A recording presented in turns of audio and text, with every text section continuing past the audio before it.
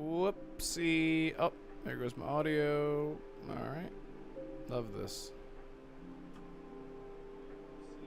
Okay. I wonder...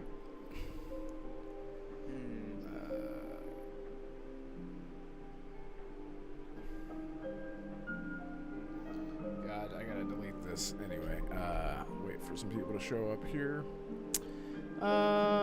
Yeah. Make sure my audio's good. My mustache, look at that. I need to trim that. Need to trim that shit. Shout out to no one in chat. Thank you guys so much for being here. Really appreciate it. To be fair, we didn't tell them that we would be reacting to it. No, I know. I am trying to pull up this tweet. I was trying to tweet this out, but I don't think. Oh, there it goes. Here, I'm gonna have to delete this post and do it again, so that way people will see it. All right.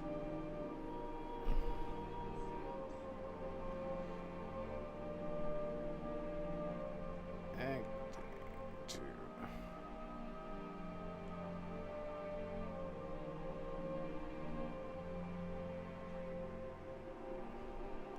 There we go.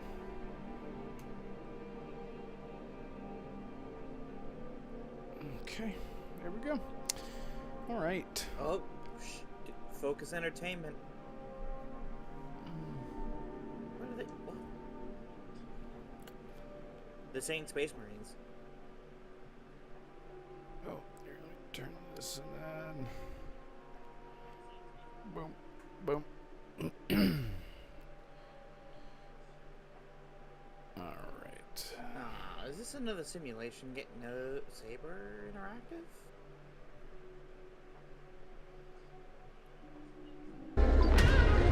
Ain't nothing finer than the open road. You'll see me riding when the new wind blows. Wow. I'll bring that heat. That's not right. I'm riding night. See some people showing up here. I am invisible. Night and day. Ain't got no master. Ain't got no king. I'm running night and day. This is always an issue. You think after 2 years of doing this that I would figure out how to stream Storm's almost on top a showcase of without my screen you. going You can black. still turn around, you know. Look at this way. You won't hold At out. least without this free time, now you can finally figure out the peaks. XDC Logistics. They said you were coming. What do you do Take care this? now, you I hear? think. Hang on. Let's Let's get it done. Okay.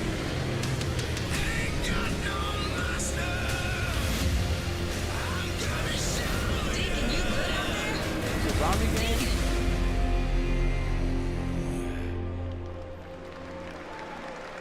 I'll give you a moment to catch your breath after that. But to be honest Sonic with you, Racing Crossroads that is was ending this not the pre-show? last king of the road you're going to see in this pre-show. What?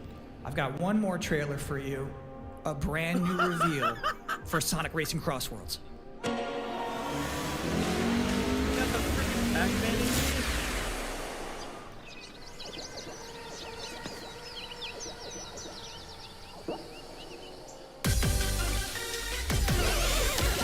Alright, can't get my camera to work.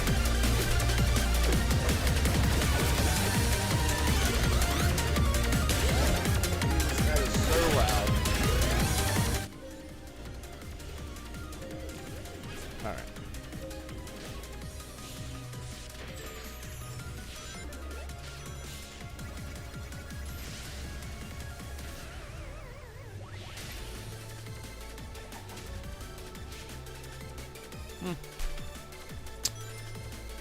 Not sure what to do here.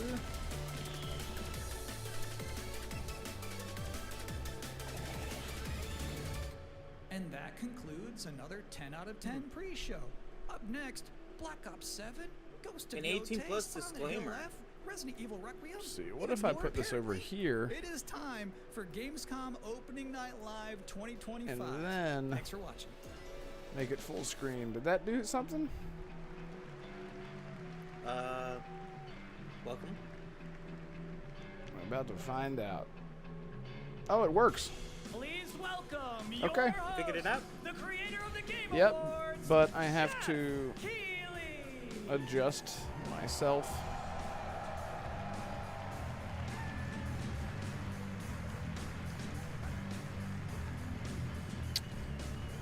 Alright. Did the stage get bigger than last year? I think Jeff just got smaller. Alright. Welcome to Gamescom.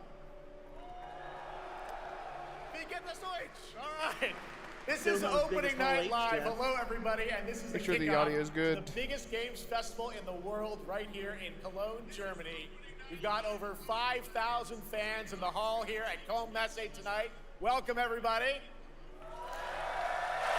And by the end of the week, more than 300,000 people will walk the show floor, which for the first time has more than 1,500 exhibitors. It turns out that E3 didn't die, it just moved watching right your here to stream. Germany.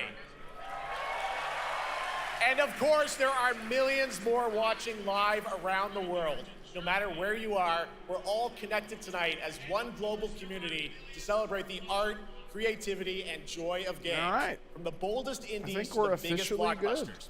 And I Today, just solved the a game industry has 2-year-long never been problem. more dynamic. Clever ideas from T-Game, small what's up, teams man? are Good to see breaking ya. through in huge ways. Hope you wrote it down, This by the summer, way. That way you Peak, don't a forget. co-op climbing game created by yo, Aggro T-Game, Crab and Landfall let Games, me know how the stormed the audio charts is. on Steam, and right now American I can announce Fury, for good the to first see you, time it buddy. has sold over Hope you guys are 10 doing good. million copies I'm just talking to over date. Jeff because, Congratulations you to know, the team. Who cares? No, And there's this is also the show. other fun This ones, is the like show you guys for probably today. play 'Cause Date otherwise, I'd Everything, be sitting a in wild front dating of sim where you can romance my a computer and treadmill camera and or a lights for curtain. 6 straight It's on hours. Steam right now. Check it so out. It's sold. It this is estimated how we're gonna do it. 500,000 copies. And all these successes prove something What? important. Small teams with big ideas can change the industry. And that sorry, brings T-Game. us to one game made by a handful of developers in Australia. For 6 years, Team Cherry has been crafting Hollow Knight's Silksong. It is highly anticipated and I know Steam's people love most this wish-listed franchise. game. Well, I don't know, tonight, maybe it's just not for I me, can but- finally definitively tell you that Silksong is 100% actually launching this year. And Exactly, behind T-Game. me, Everyone's streaming. you're seeing some just not brand a new good day for Silksong podcasts. gameplay. We'll The talk about first stuff next extended week look as, since the this kind of last stuff trailer in evolves. 2022. And starting tomorrow, you guys here at Gamescom can play a demo at the Nintendo and Xbox booths. There you go. Silksong is real. I don't get it, man. I mean, I'm not saying it looks bad. It's just. And on Thursday, Team Cherry is going to be sharing some news as part of a YouTube premiere on their channel, so make sure to check that out. Tonight, we'll give you a first look at this holiday's biggest games, like Call of Duty Black Ops 7 and Ghost of Yotei, plus major news on Prime Video's Fallout Season 2 arriving in December. And later, we'll have a special performance of the music of Claire Obscure Expedition 33, one of this year's most celebrated games developed right here in Europe. Plus, a brand new look at Resident Evil Requiem from Capcom, and the world premiere of the opening cinematic from World of Warcraft Midnight from Blizzard. Now, as always, ONL is also about surprises, and we do have multiple brand new AAA game announcements and reveals over the next 2 hours, so stick around right until the end. This is our biggest opening night live we've ever done, so let's not waste another second. It all begins with this. Why do you say begins like that? He said it all begins. Oh, Jeff. National treasure. Is he starting off with Black Ops? Is he starting off with Black Ops? Please tell me he's not. Yeah, they are. Look at the TVs. I know. Come on. You will know. Like, I get it. It's a big franchise, but Canadian. Yeah, that's probably why American Fury.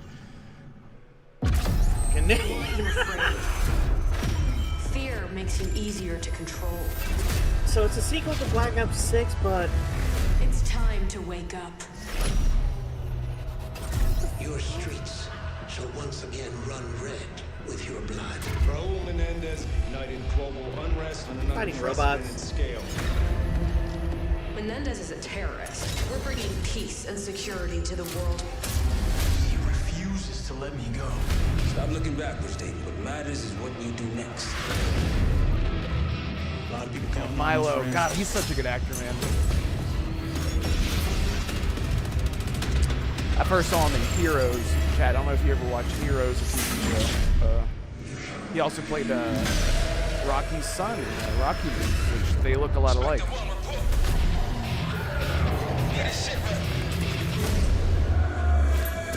Yeah, he does have the weird mouth thing that Sylvester does when he's like, this isn't real. He has the same thing. The hell it ain't!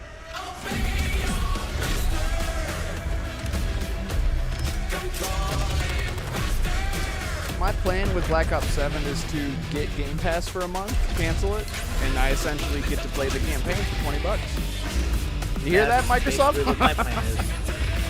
Yeah. Because I do want to play the campaign. Sorry.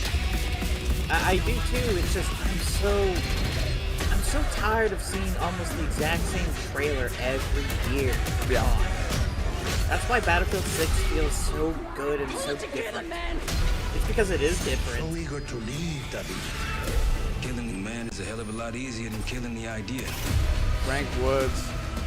You were never cut out to be a Mason. No more See, this is what Battlefield didn't do. It didn't jam the special edition in my face when playing the beta. Get the Reznov Challenge Pack when you pre-order now. Oh my god, look at this dumbass.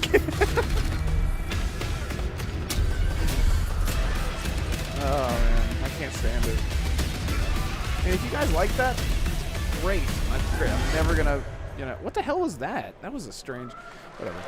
How about that? Zombies, of course, Dead man? Ops Arcade as well. And it looks like we also have an official date. Call of Duty Black Ops 7 releases on November 14th.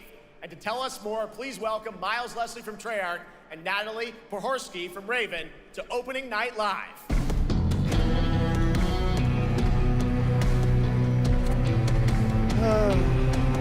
Ready? Another Giants. BO7.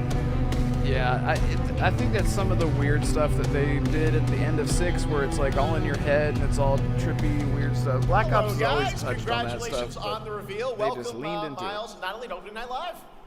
Thanks for having us. We're very excited to finally talk about this game. Thank you guys for hitting the like Let's button. I get really into it. appreciate that. All I right, see well, that everyone that's trailer here was obviously matched intense. our, Black Ops is our back. thumbs up Like, button. I twisted really world of appreciate Black it. Ops as always, and it looks like you're definitely pushing the envelope again.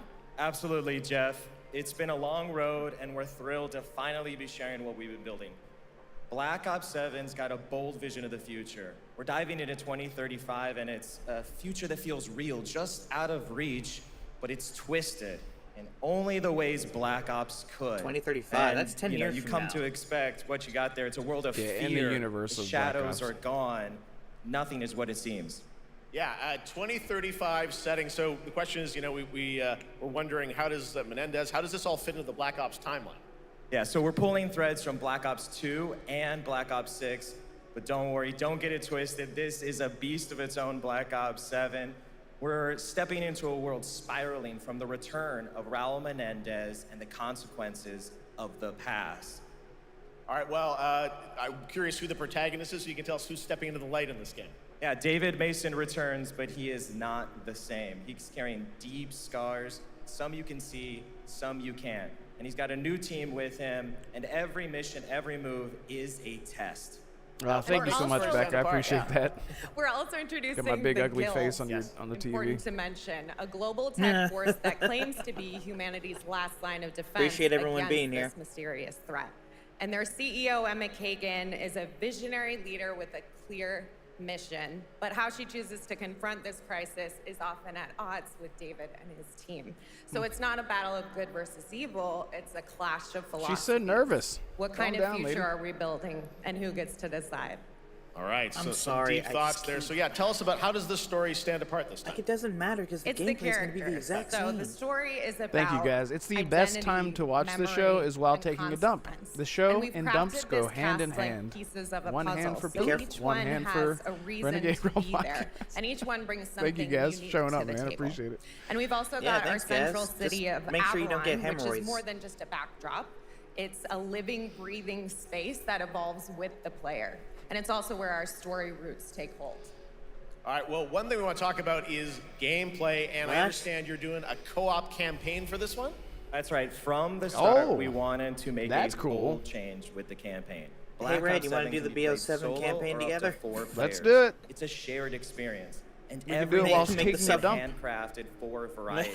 Tone, pacing, Make the suffering at least a gameplay, little bit more location. bearable. Yeah. You're going to be running on the rooftops of Japan, exploring the Mediterranean coast, and then diving deep Andrew, into be the safe human driving psyche. and watching. All of it has been crafted to really add clues to the story and offer their own gameplay focus. Wow, so wild story, co-op campaign, you are definitely pushing boundaries this time. Yes, we are. Black Ops 7 is all about innovation across the entire game, and not just in gameplay, but in how we tell stories, how we connect players, and how we build worlds. And this is just the beginning. There's more to come at Call of Duty Next, including multiplayer and zombies. But for now, we hope you guys are excited to step into something new and experience the other something teams here? truly unforgettable. Amazing. All right, Call of Duty Black Ops 7, thanks so much, guys. And now, here's a behind-the-scenes look from the rest of the Call of Duty development team. Thanks, guys. Black Ops 7 brings an all-new way to play the Call of Duty campaign. This time, you're not going in alone. You have the option this year to play solo or up to a 4-player co-op start to finish. You can bring your friends, you can make Watch some them new not have a ones, 2 or and there's 3 a player whole option. bunch of adventure even Well, after he said the up story. to 4 players, so For it's solo two- players, Up we to- really okay, make all sure right. I that thought they you said can either 1 or engage in 4. the campaign the way they want to and feel like they're truly playing a Black Ops story. What's going to be fun is having each player in your squad gravitate towards their own play style and then really playing it off of each other. We've crafted this as an inherently social mode that features the amazing you linear make Call up of that Duty yacht? missions that our community loves. Mission variety is at the core of the Black Ops 7 campaign. The pacing shifts between high-intensity combat, stealth-driven objectives, and deeply psychological sequences that challenge your perception of reality. Avalon serves as the narrative's anchor throughout, but the campaign stretches far beyond its borders, both geographically and thematically. It's dynamic and Co-op full of is cool, man. opportunities to For Call of explore, Duty. experiment, and experience the story in new ways. And in the PvE culmination is the of the way to co-op go, campaign, man, for the we're longevity of unleashing these something games. bold. Like, The look at end game. Helldivers. It's a We proving need more ground to put PvE. everything Ooh, you've look at that. mastered throughout the campaign to the test. Speaking of The end game is a Helldivers, you saw brand that new Halo? PvE social experience. Yeah, I You shared and it your to the squad group. will need I to was like, survive cannot overwhelming believe they odds, did that. adapt under pressure, and break the rules He's of what gonna you go thought back a in campaign Helldivers, could if I'm not gonna lie. be. Each run is a new step in your power journey as you wield personalized abilities and face unexpected challenges. And here, all of Avalon opens up. It gives us a lot of freedom to have some fun with the gameplay mechanics, player movement. Players really can turn the map into their playground. This is your chance to explore the world beyond the mission. So it's a mode. Okay, that's cool. That's just a quick look at what's to come with the campaign.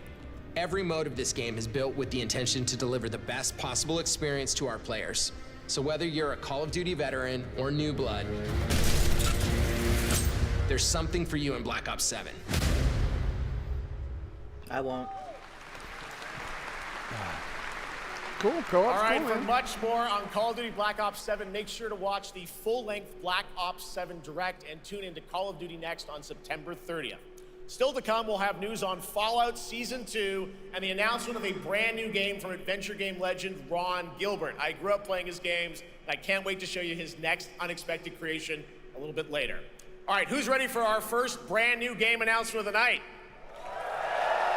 I figured you'd feel that way. Well, to do the honors, please welcome back to ONL, one of the most respected and recognizable hosts in esports. She's my co-host, Shox. Shox? Cool, man.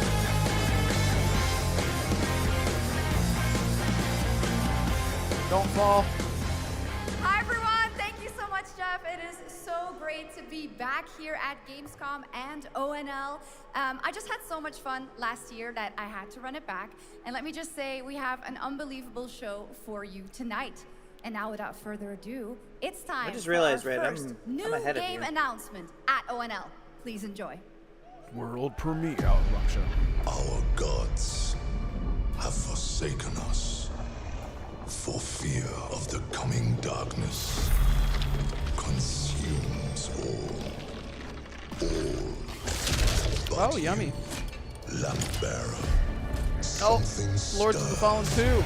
Nice. within you. Something ancient. Powerful.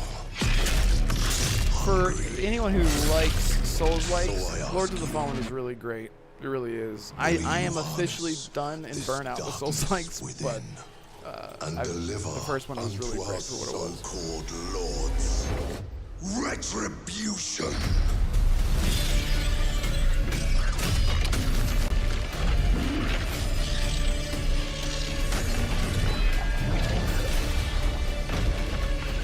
Marco, every game is going to be Dark Fantasy until the next phase catches on. Yeah.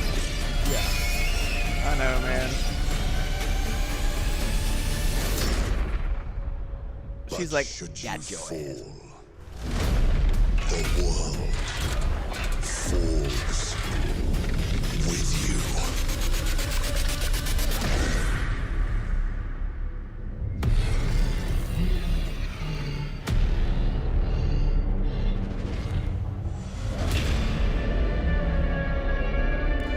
Man, Lords of the Fallen 1 must have sold really well. I did not expect a sequel anytime soon. They just released that Wish list now. seamless All right, co-op Lords of the mode, Fallen which 2 again, is more official, set Souls-like should 100 have, years but, after the last game as more a Tolkien fragile fantasy, veil high between the fantasies. living I'm with and you, the bro. dead That's why I'm begins to excited tear. for Fable. CI Games promises a sequel that's bloodier, faster, and more brutal than ever. With more aggressive combat and new boss battles, your first look at gameplay will arrive later this year. All right, Cool. Now for something completely different. This next game won Game of the Year at the Game Awards and comes from one of the most celebrated studios on the planet. Yo. Next year, it's making the leap to become a major anime. And tonight, we're Sekiro's breaking getting the an news anime? with your exclusive first look. This is Sekiro the anime? Oh, yeah, look, it is. Yeah. Are you still behind Red, or? No, I had a missed phone call. I might have to take the call real quick. I'll be right back.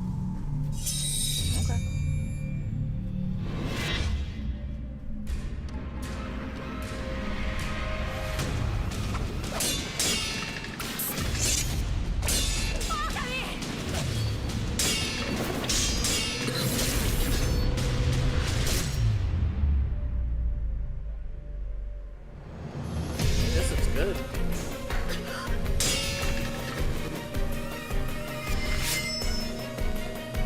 Exclusively on Crunchyroll.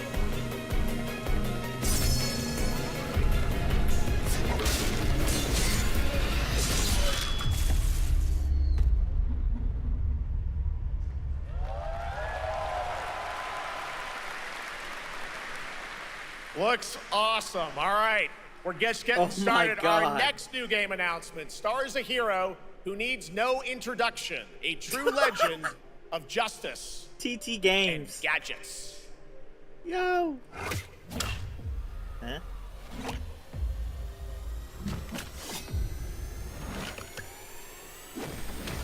Batman.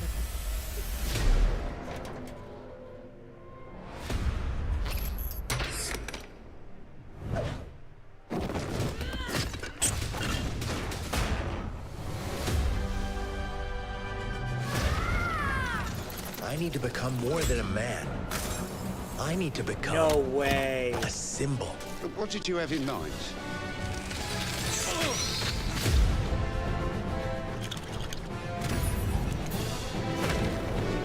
Oh my god. An open world Lego Batman. Oh my god.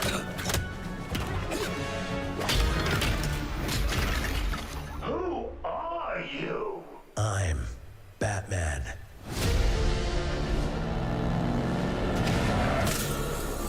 Why so serious? You want to get nuts? Let's get nuts. I'm allergic to nuts. Oh yeah. Who's the man behind I haven't heard the mask? Elfman score. TGAN. I have not heard that score in probably a good 10 years.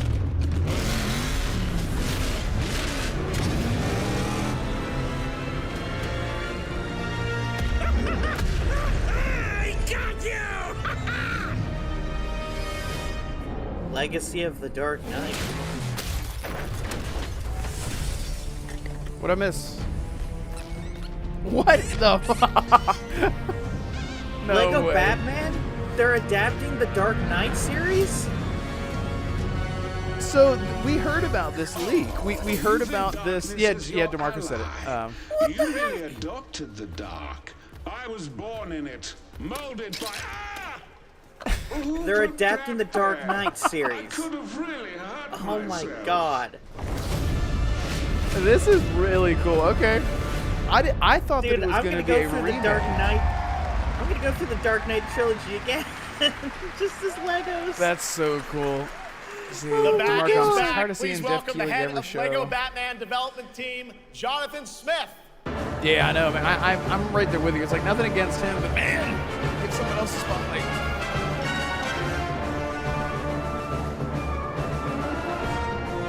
Jonathan, welcome to ONL. Jonathan. All right, so after the huge success with Lego Star Wars, you guys are returning to Lego Batman? We are so thrilled to reveal this game tonight for the first time to you all and to the world. I like this guy. And that's not all. At Gamescom, you will be Wait, there's able a to demo? play Lego Batman Legacy of the Dark Knight. Wow. Pretty amazing. All right, well, there will be a demo on the show floor for everyone. Now, That's cool. let's break down that trailer because we see so many fan favorite references, to films and things like that. So, what is the story of this game? This is the I can't wait to get back into Skywalker Saga, essential Batman story. DeMarco. We I really take liked you it. on Bruce Wayne's I think I liked it in epic comparison journey to from origin the original to Star Wars legend. trilogy. You'll train with the League of Shadows. You'll fight crime on the streets of Gotham. And as the years Oh, go DeMarco's by, right. I think it's pulling from you'll everything. establish your He said over ultimate multiple legacy years. as the Dark Knight. We've incorporated iconic moments and deep-cut references from decades Love of that, Batman man. movies, TV shows, comics, and games. You're playing All it, brought Fury. That's together dope, dude. and brought No to character life customization in and our no online unique co-op is Lego the only. world. It's my biggest we complaint with cannot wait Skywalker for Saga. it. I can't believe Let's they also didn't have talk that, but it's still about really the great. combat because we've got some real gameplay here. Let's Reddit look at combat this. co-op I want to see the phase. combat. Feels like you're really amping things up here this time. Oh, the team They has can co-op created a it. really You wanna? rich, deep combat system that's authentic to Batman's unique style. Red. So surrounded by enemies, you'll pull off powerful attacks, they have co-op, do you want to? counters, and takedowns. Oh yeah, You'll use cool I gadgets gotta get like this. I'm not a batarangs fake Batman to fan. stun enemies It's straight up the and Arkham backclaw to combat, reel but in them Lego. in. For the first time, we've added difficulty levels. Caped Rocksteady's Crusader like, well, have like an, that's Dark Knight mode. I just hope they have for like a those good who want stealth. An extra Oh, there you challenge. go. And you'll build a new Bat family of allies as you're joined by playable partner characters like Jim Gordon, Catwoman, Robin, Batgirl, each with their own gear, which you'll need as you take on a rogues gallery of villains from Joker, Penguin, and many more, including the mighty Bane, as you saw in the trailer, voiced by the incredible Matt Berry. Oh my God, I cannot wait to see what you're packing into this game. It also looks like you have a bit of a, like, is it an open world Gotham? Is that fair to say this Sure, time? that's right. Gotham is a playground, a What? Lego playground where you're free to explore. You can grapple from rooftop to rooftop, glide over the streets, or cruise around in your choice of Batmobile. This game has it all. I think you've sold me on it. All right, John. I'm pretty hyped about it. Is it sad I'm more It will be here excited for playable, that as we than mentioned, for all you here BO7? in Germany. You can play Lego Batman Legacy of the Dark Knight for the first time starting tomorrow on the Gamescom show floor. Thank you so much, Jonathan. Love that, Awesome. man. Sorry, All Damarco. right. I was now over to jabbering shots with over. our next new game announcement exclusively on ONL. He's not here. He doesn't get to dictate. Thank you so Nah, much, he's Jeff. wrong, I'm only kidding. Indeed, I Yeah, no, find I'm only myself kidding. here in the audience. There we go. I find myself here in the audience. Thank you so much, Jeff. And some of the best fans at ONL. So is everybody having fun? I love it. Well, we're just getting started. Still to come, we have an amazing musical performance from Claire Obscure Expedition 33. I can hardly wait. And also a new look at Resident Evil Requiem, as well as a bunch of other surprises. I know what you guys are excited Damarco for. at least I can admitted hear it. But now it's time for a new game announcement. A long-awaited sequel that fans Space have been eager to Marine. see for nearly a decade. Oh my God. The enemies of humanity. You're a little bit ahead of me. I am. Do you care to That's why I pause asked you here for like earlier. 1 second? Yeah. I'm And then going just play. backwards 10 seconds. Not 10 seconds. Good lord. All right, what are you looking at? Foot man just got stepped on, shooting in the face. You seen the green eye zombies? Yeah. Yep. Yep. All right, we're together. All right. All right. No, Space Marines. Yo, they had the orcs. What? They're not announcing Space Marines 3, are they? Or There's maybe no like way. a spin-off or something. Or expansion. It has to be. We are the Blood Ravens. Because they announced the third game like last year, There right? is no victory to In a claim. tweet. Only vengeance to enact. What the hell? Whilst even one of us lives, we fight. I love that the orcs are back. That's Does duty end? Dawn of War. Dawn of Wait, War. oh, it's a Warhammer. It's Warhammer. Like the RTS. Yeah, look at that. Oh. Oh. Isn't Space Marines like a spin-off of this? Right? Yeah, it's in the Warhammer 40K universe. But yeah. it's still in the same universe, yeah. Interesting. Yeah, it's really cool. Not a fan of RTS, but 40K. Yeah, to exactly. the people that are. Warhammer Craft. Next year. Nice, man. 2 centuries after the last great conflict, the battle for Kronos begins again in Dawn of War 4 with 4 playable factions Next and over year is 70 becoming too missions. stacked, right? Dawn of War 4 is coming in 2026 to PC. All right, now it's I was time gonna for say, an it's only- unexpected they're usually update from the exclusive to Monster PC. Hunter Wilds team about a very special crossover event. Another crossover. Devil May Cry. I don't know. Monster Hunter Wilds. Red, is this the Elden Ring thing I was talking about? Oh, we heard about that. Yeah. Or it was just a rumor, but I don't think it's true. It's Final Fantasy. Skip past Market. Yo. I was just playing this last night, Red. You know this. Yo, I know. Know. Final Fantasy. Oh my I saw the God. Chocobo. Yeah, okay. That's cool. Are we fighting like an actual monster from Final Fantasy? Are we fighting Bahamut? Oh, please no. I hope we're not fighting Bahamut. What is... Just some enemy Late September. From, yeah, I did try to play 14. It's just, I have tried every MMO. I'm like, maybe this is the MMO. Maybe this is the MMO. All right, to tell I us can't get more, into it is my MMOs, great man. honor to welcome two very can't do special it. guests together on stage. Even Ryozo Elder Sun from Scrolls. Capcom and I Yoshi love P that. Might from be my Square favorite. Enix. But We got the two goats from Capcom and Square. look at him.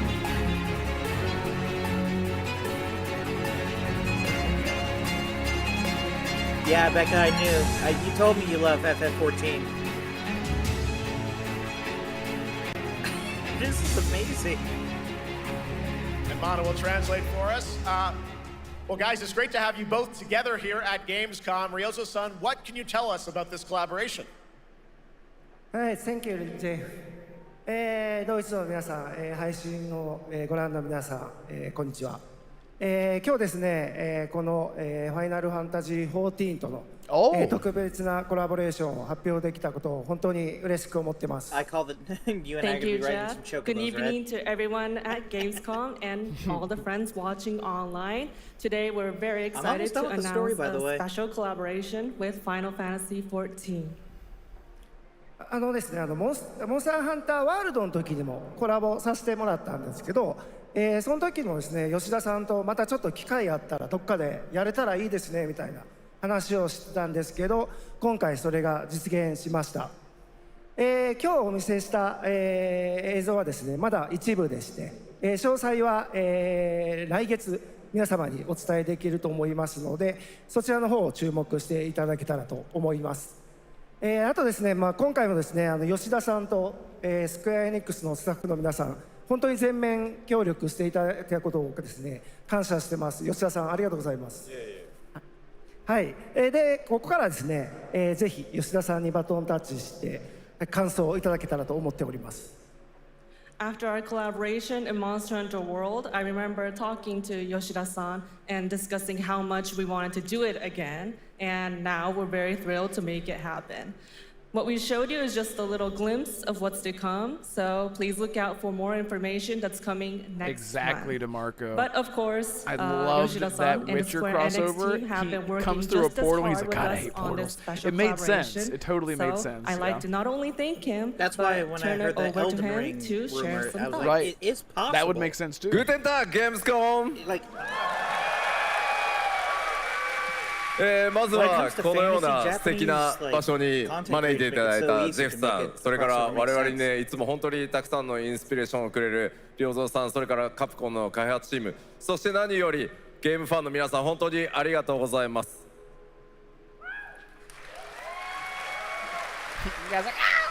Guten Tag, Gamescom. First of all, I'd like to thank Jeff for having us here and Ryozo-san for all the inspiration, the Capcom team for working on this special collaboration, and to everyone enjoying our games. Thank you so much. Love it, man. Yep. まあ今、良三さんの方からもちょっとご紹介いただきましたけど、まあモンスターハンターワールドの時にもご一緒させていただいて、今回それに引き続き第2弾ということで、モンスターハンターワイルズとも我々クロスオーバーと呼んでですね、全面協力して、コンテンツ開発してきました。As Ryozo-san mentioned, we worked together on Monster Hunter World, and we wanted to make it happen again, and it's happening for Monster Hunter Wilds. We would call it a crossover, and we're very happy to make this happen with all of our efforts joined together. もちろんクロスオーバーですので、ファイナルファンタジー14側にも、スペシャルなバトルコンテンツご用意しております。今日は先ほどねティザートレーラーとして、モンスターハンターワイルズ側の映像を見ていただきましたが、我々もちょっとだけ映像をご用意してきました。Since this is a crossover collaboration, not only Monster Hunter Wilds, but Final Fantasy XIV would also be having a special collaboration content inside it. Outside of the trailer we just saw, Final Fantasy XIV has also prepared a short trailer to show you what you can Oh, so something for Becca today everyone. I was as gonna say, well. everyone wins. Yoshida-san, So when you here's get the trailer. chocobos, what exactly does Becca get? Oh.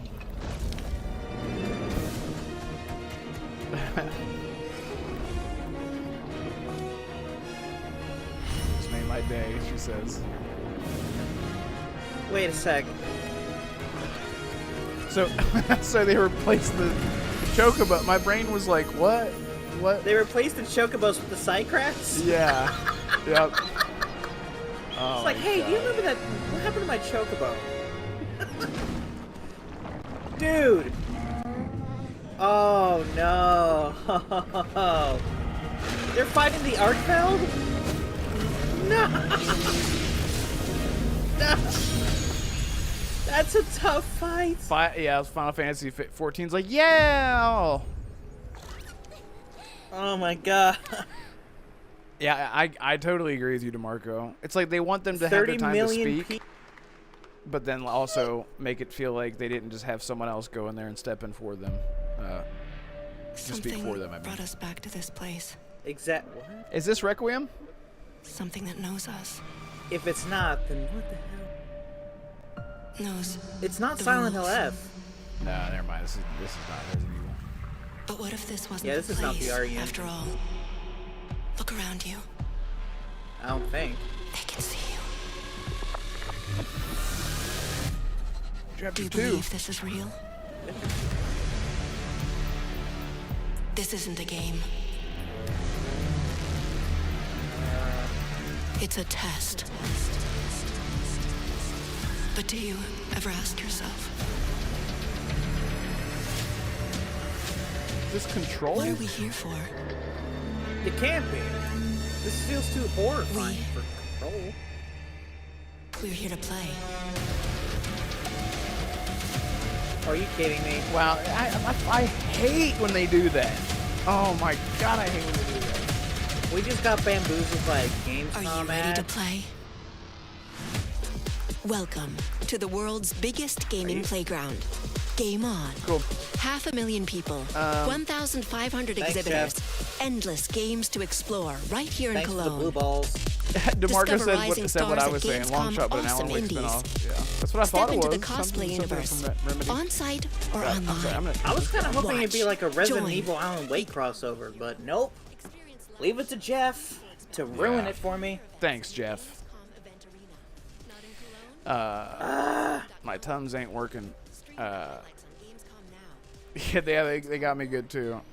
Got a bellyache. Trust me, I get the stomach issues, man. I had to eat Tums religiously.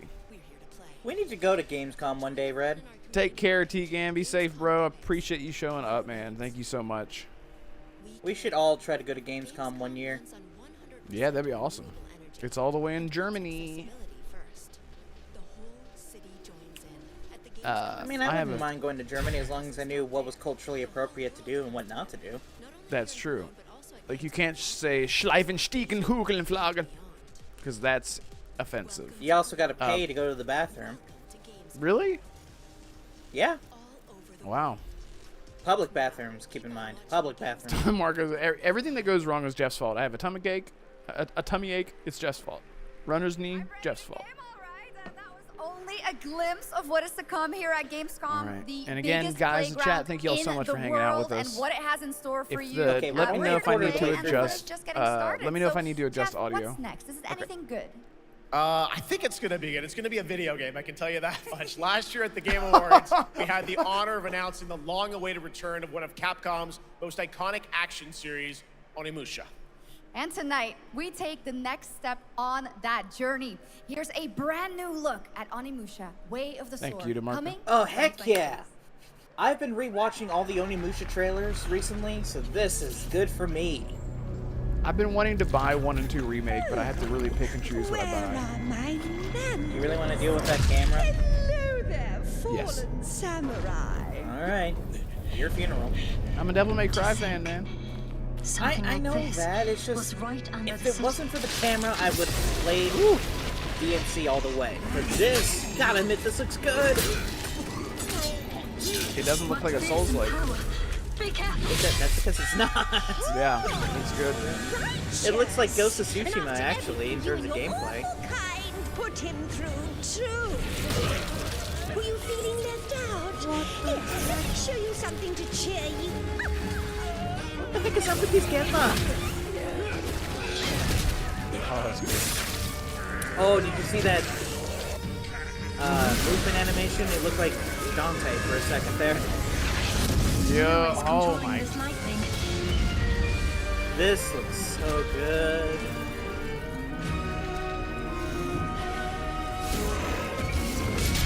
I don't have time for these stupid games. I'm terribly sorry. Anyway, do enjoy.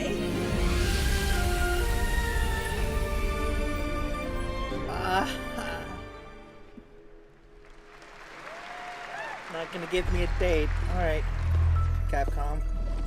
The automated industry complex will be the link, connecting and uniting every fragment of this shattered world.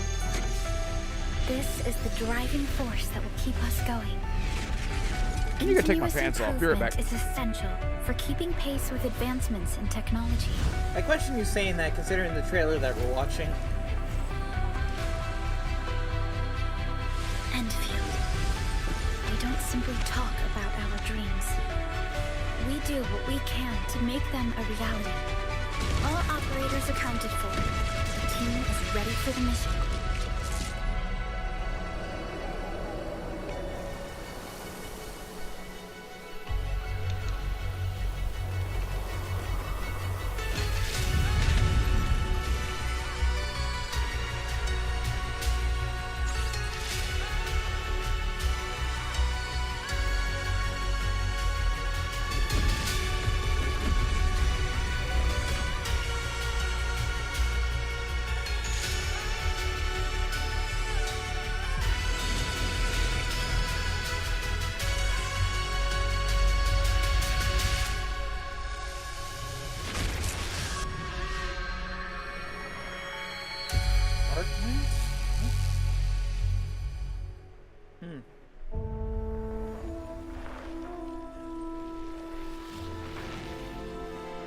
Paradox Interactive.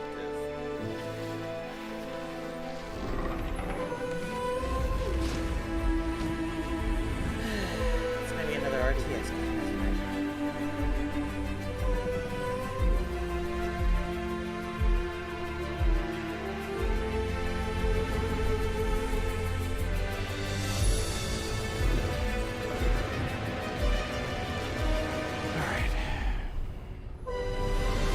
Came back, Red, for another RTS. Great. What is this? I don't care.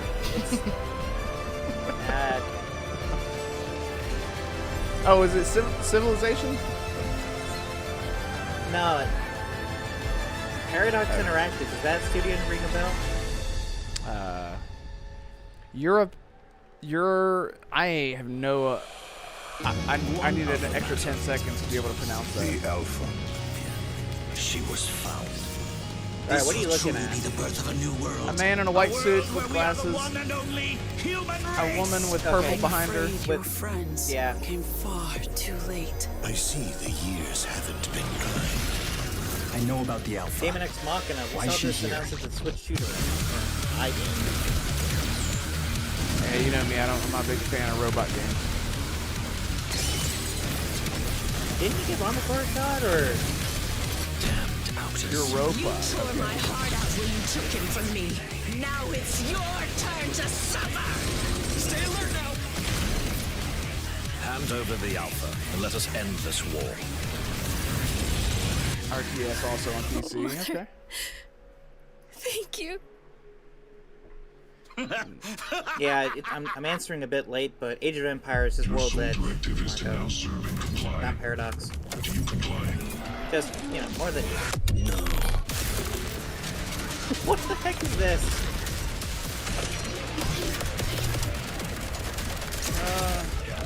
Hey, Red, Marathon's looking strange. I was gonna say it. Kind of. Actually, I would play this if it was Marathon. Yeah, yeah. If this was Marathon, I totally would. But it's not. Void Breaker. Void Breaker. Did it say? It said. You guys PC having at fun Game so Pass. far? Game We got Pass. a lot of shows still coming your way. All right. Now it is time to head back into the wasteland. We're talking about the TGA award-winning Fallout series based on Bethesda's legendary RPG franchise. Season 1 earned universal praise for its tone, storytelling, and original characters, not to mention how faithfully it brought Bethesda's game world to life. Well, later this year, the series returns to Prime Video for Season 2. To tell us more, please welcome to ONL some very special guests. Series Todd executive Howard. producer Jonathan Nolan, executive producer Geneva Robertson Dorrit, and stars Ella Purnell and Aaron Moon. Whoa! Yo, that's dope. Okay, I didn't expect any actors to come on. They kind of had to, didn't they? Like, obviously Walter Goggins probably wouldn't. Yeah, he's too big.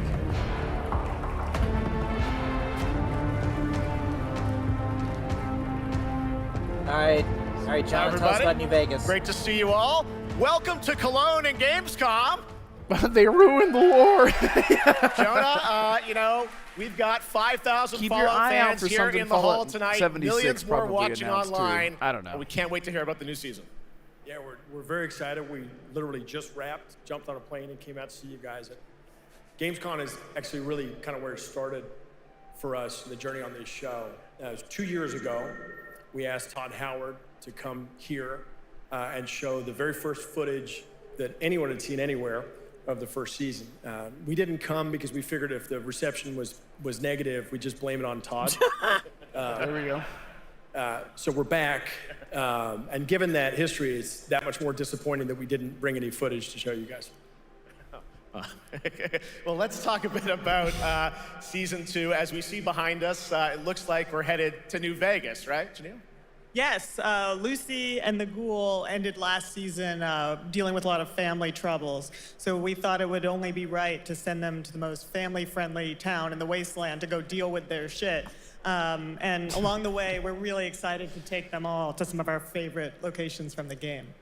Oh my God, yeah, it's such a classic game. Novak. And we're very excited to see what you have in store for us for Season 2. Ella, it's great to see you again. Thanks for coming out to Cologne. Hello. Do it, Becca. Last Send it to time me. we saw you was at Game Awards when Fallout won Best Adaptation. You were up against yourself in Arcane, and you won for Fallout. Congratulations. We want to talk about Lucy's journey in Season 2. You know, how do you think her exposure to the Wasteland is going to sort of affect her Vulture sensibilities this time? Yes. The question is, what is she going to do when she finds her dad? Is she going to bring him back to her vault and give him justice, or is she going to give him wasteland justice, which is the Ghoul's justice? I think a central question of the season is whether Lucy will transform the Ghoul or whether the Ghoul will transform Lucy, and how much they will influence each other. Okay, I like it. Aaron, let's talk a bit about Maximus. He went through quite an evolution last season. Now that Lucy and Ghoul are kind of heading to New Vegas, tell us about Maximus. How does he get deeper Dude, into the Brotherhood Damarco of was going to say, Steel is that a this Pikachu season? tattoo? So deep. Yes. So Tell us, Jeff. Yeah, when we first met On Ella's Maximus, all he shoulder or wanted something? was to be a knight. And now, in very Fallout fashion, it's a little bit of a careful what you wish for moment. So here he is now with this newfound status, trying to make the world a better place in extremely, or I guess deeply flawed society. Yes. Yeah.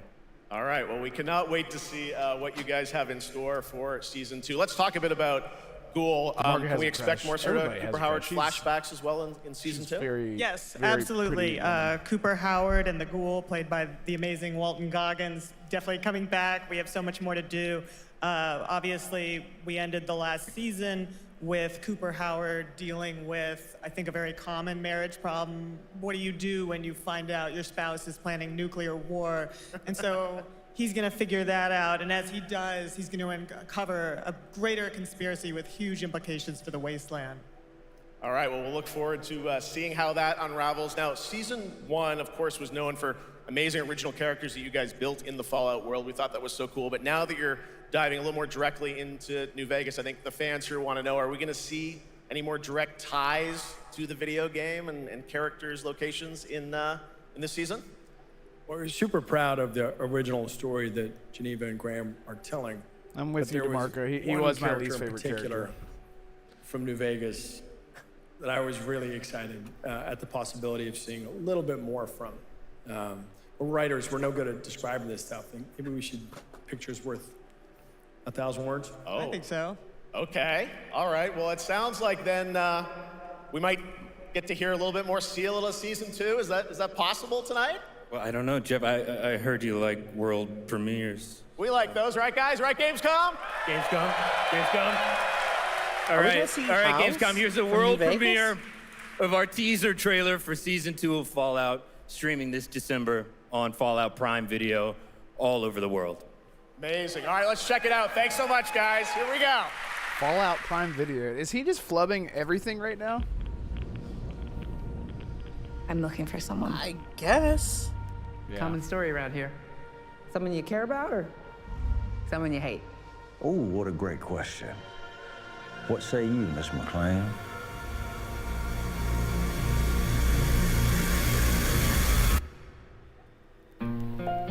The music. Who? Miss Why would my dad McClane? go Does to that Las ring a Vegas? bell? That's why I was like, am I supposed to recognize that? I never played New You wanna Vegas. The know only why character I World know ended? from like YouTube It videos and started stuff is here Mr. House. With Like that's one it. man. It's all over, but the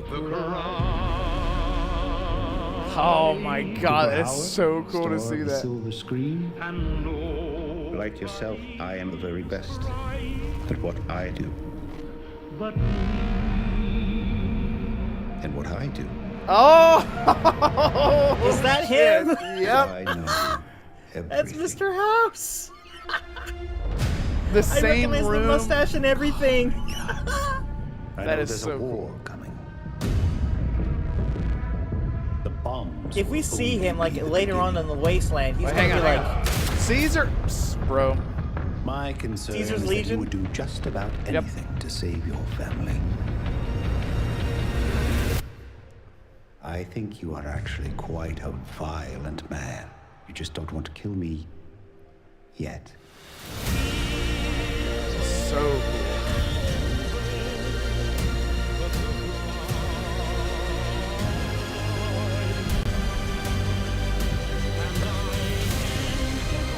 Yeah, they're showing a little too much, so I'll look away for a minute.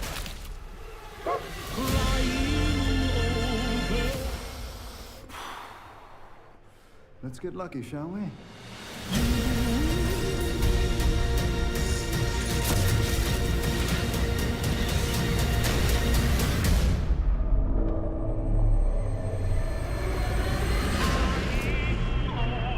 That's nuts, Becca. I just read what you sent me. That's insane.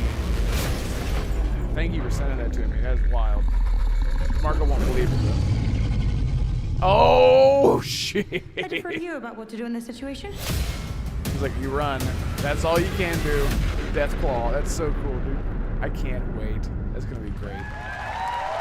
Man, really, really excited. oh, the posters. How about that? That looks incredible. Deathclaw, of course, in our first look at the new season, and Robert House is Jonathan Tease, played by Justin Theroux. It is an amazing Gamescom exclusive, and we've got another one for you. The first drop of the all-new Season 2 posters. We cannot wait to see what Lucy, Maximus, and the Ghoul have in store for us when Fallout Season 2 begins December Yeah, it's gonna be 17th, tough. with new episodes premiering weekly on Prime Video. All right, now back to you, Shocks. Thank you so much. That looks so awesome. I can't wait. But last year, Indiana Jones and the Great Circle was acclaimed for its incredible gameplay and story. And next month, the DLC? adventure continues with The Order of Giants, a story expansion with new puzzles and foes. Here is your first look at the gameplay and a special announcement. Yeah, season 1 was definitely more of a Yeah. setup. Yeah, but it was still good. Oh yeah, it was still really great. This just looks like straight up just Fallout ass Fallout. All right, time to justify the pre-order for What do Indy. you know about the legend of Damarco. the Nameless Crusader? Fierce warrior. Fought in the siege of Antioch, 1097 AD.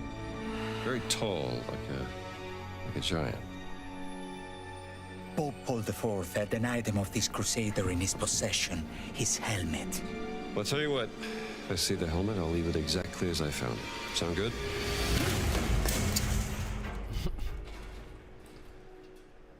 Oops.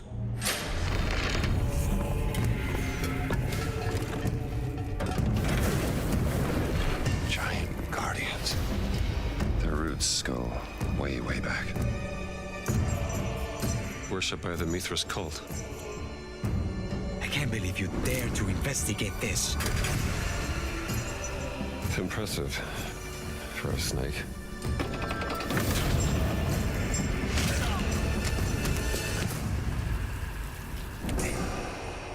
Yeah, I own it. Haven't even put it in, downloaded it yet. It I can't wait to get into it. I just don't want to rush through it. I really want to take my time. There's so much coming out. Living. Red, I hate to say it, but I think he's not in a tomb. I don't think this train's gonna slow down until maybe the next gen. Like 3 years, we've had multiple games, and next year is gonna be probably the worst. If you got a game to jump into, you might want to jump into it before next year starts.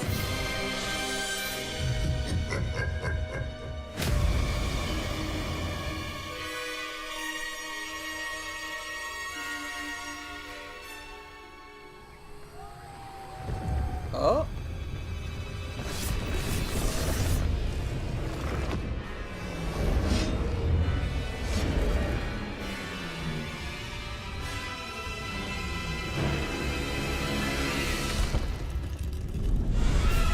Coming to Switch 2. I was like, what is this? Why does it look like that?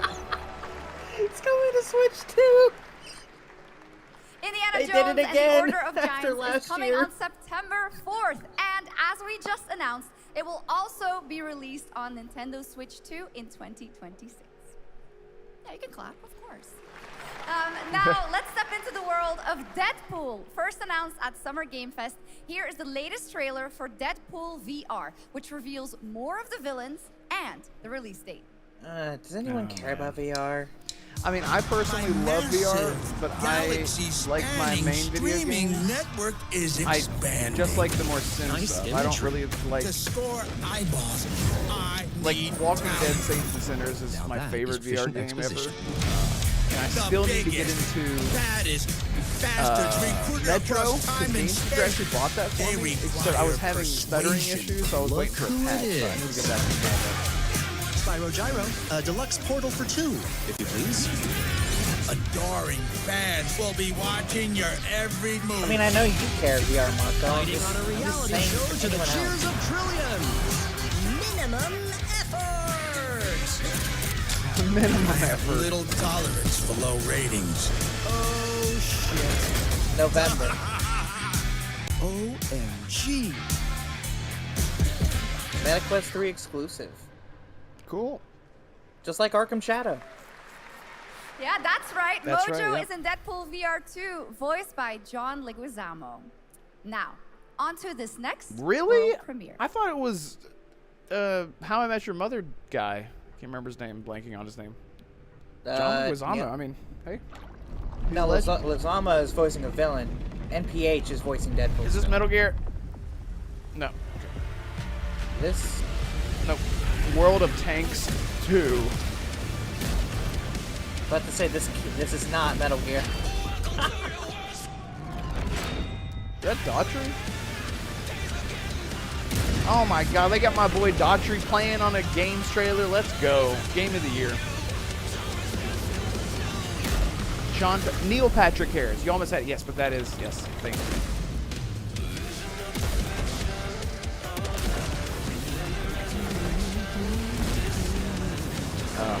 Daughtry, I don't know if you guys know, I am a massive Daughtry fan. Big inspiration.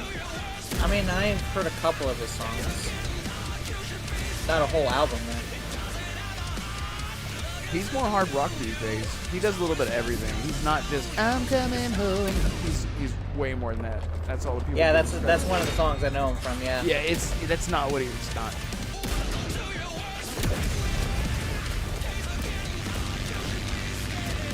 I mean, as you can hear, it's definitely more hard rock. It's just such a strange The song "Over You" actually helped me get over a pretty bad breakup. Over You, High great school. song. Yep. Yeah. My buddy was driving me home. We were hanging out. He was like, "Yeah, Fury. I know fist you're bump, still bro." hurting. I know you're still hurting after that bitch. So here's a song for you. You just put on "Over You," and I was like, yeah. Yep, exactly. It's a lifting up song for sure.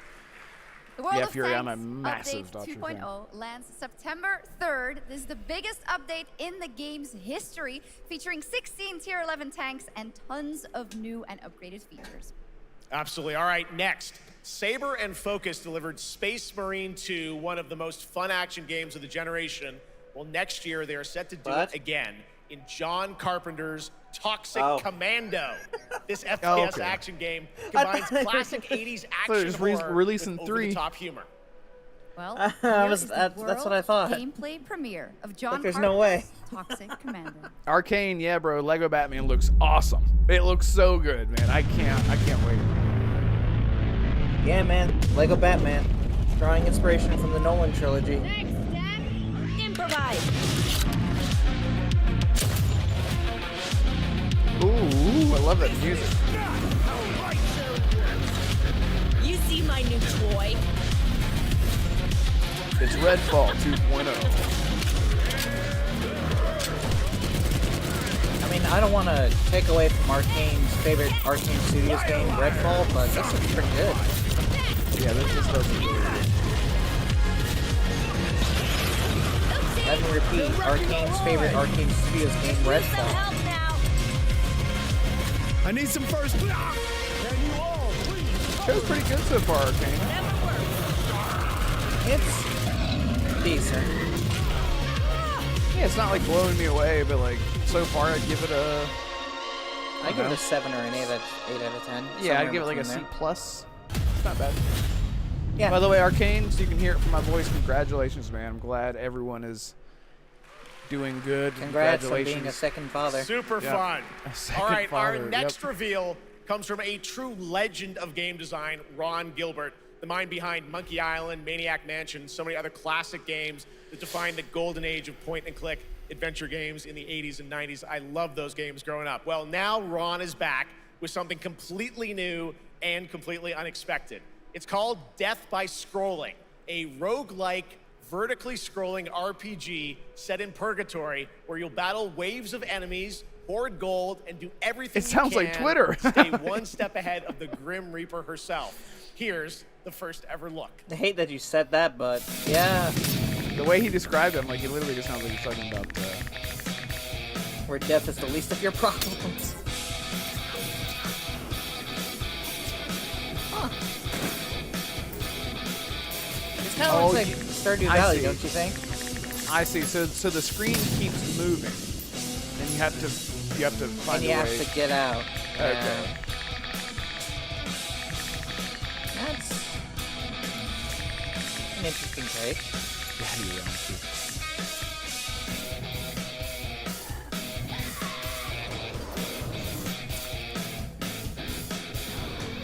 Hey, I mean, this could be the next, not next, but something similar to a sleeper hit like Vampire Survivors or something.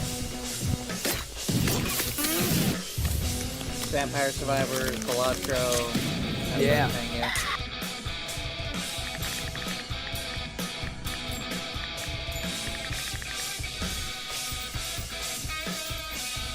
I mean, if there was an indie game that caused a lot of talk this year, I think you would probably have to be Blueprints, wouldn't it?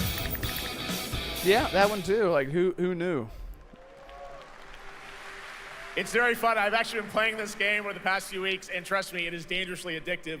The screen, as you can see, never stops moving, so you're constantly on the move fighting to stay alive. A really fun game. Make sure to check it out. All right, now onto a studio known for its unforgettable storytelling. Back in 2019, Bethesda. the groundbreaking RPG Disco Elysium He took said home 4 groundbreaking. Game Awards. Since then, Zaum, the studio behind it, has been through a host of changes, but tonight, 6 years later, those who now make up the studio are ready to give the world the very first look at their next CRPG. It's a dive into the shadowy world of espionage, where the truth can be stranger than fiction, and every failure isn't the end, but the start of a new path. Deathloop 2. I once Okay, so knew this a is the spy. Disco Elysium team. Brilliant. Relentless. Magnetic. Hi, dude. Damarco. Really fun game. So anyway. I can't remember. Did Marco or Kane, do either one of you like Disco Elysium? Dandelion puff, waiting to be blown. She tried to look out for me. For us. None of it mattered in the end. Everything she touched rippled into failure. Okay, Kane, you never played it? Yeah. Or maybe I just heard you, like, talking to me about maybe playing it. Zero Parades. It's sort of like a social RPG. Now, It doesn't. let's It's talk not like about a Gamescom Cares, our combat platform for RPG. responsibility projects here at Gamescom that we hold very close to our hearts. This year, we are giving the stage to highlight one of the many great initiatives. Fury played it. It's dedicated to all the games promoting democracy.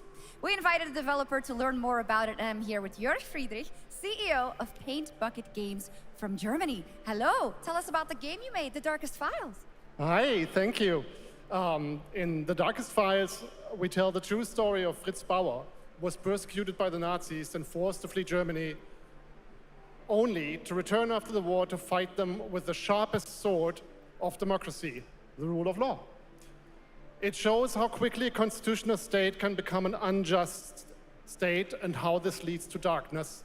But it also shows that we cannot simply stand by and watch. When this happens, we must take action. Indeed.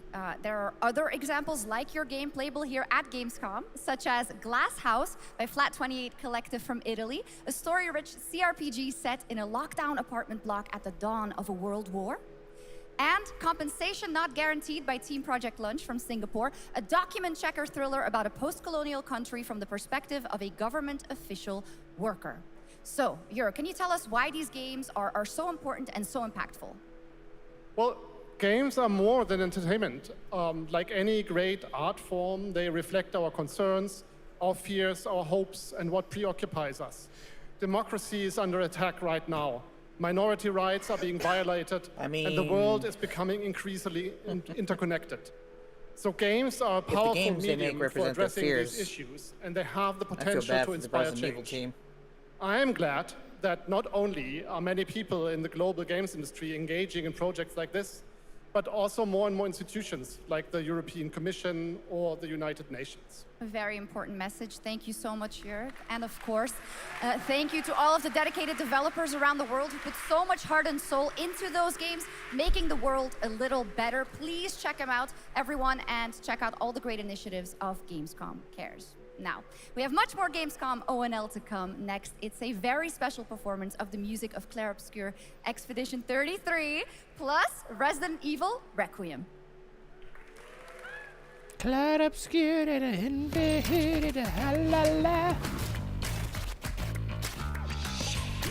Is this just the highlight reel? No, we still got an hour left, Red. Well, no, sorry, not highlight. It's like just casually teasing other games. What is this? No, I don't think so. What? Wait a second, is this... is this a Nanta? I do not know. I don't... No, I'm asking Arcane, because there was an open world anime GTA-like game that I shared to him and he showed his wife, and they were both like interested in it. Okay. So I was like, is this that game? Or I don't think it is. Like, maybe I just didn't see the combat from that game, or no? Okay, all right. And it's PS5, PC exclusive. You're just a part of my life,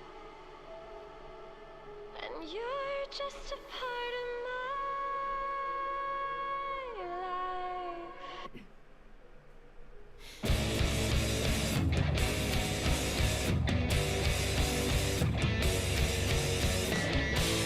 Yeah, that's what I was saying. I was like, and I'm demonetized. I mean, I'm not monetizing it.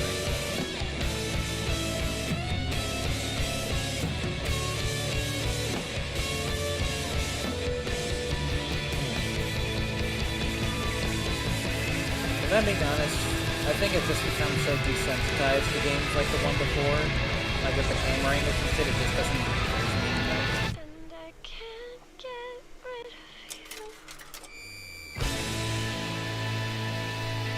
I don't know what that was. Some of these I just can't. After an ageless slumber, I the can't either. primal flow awakens once more.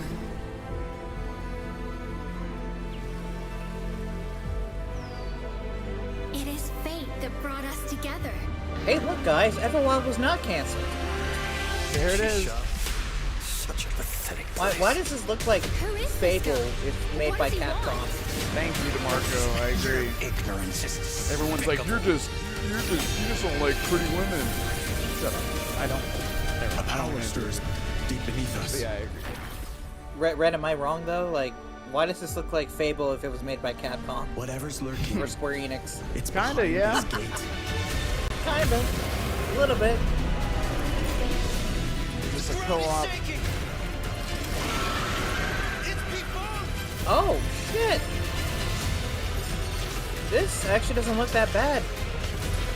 Okay. We have to take it down. What? Final Fantasy 15? Hello? What the How hell? long have they been trapped in here? The way he summoned the Scream weapon. Final Fantasy 15? It reminds me a lot of 15, yeah. But like the summoning of the weapon is totally Final Fantasy 15. Okay. I'll keep love my eye out 15. on this one if you want. Honor of This actually looks pretty good.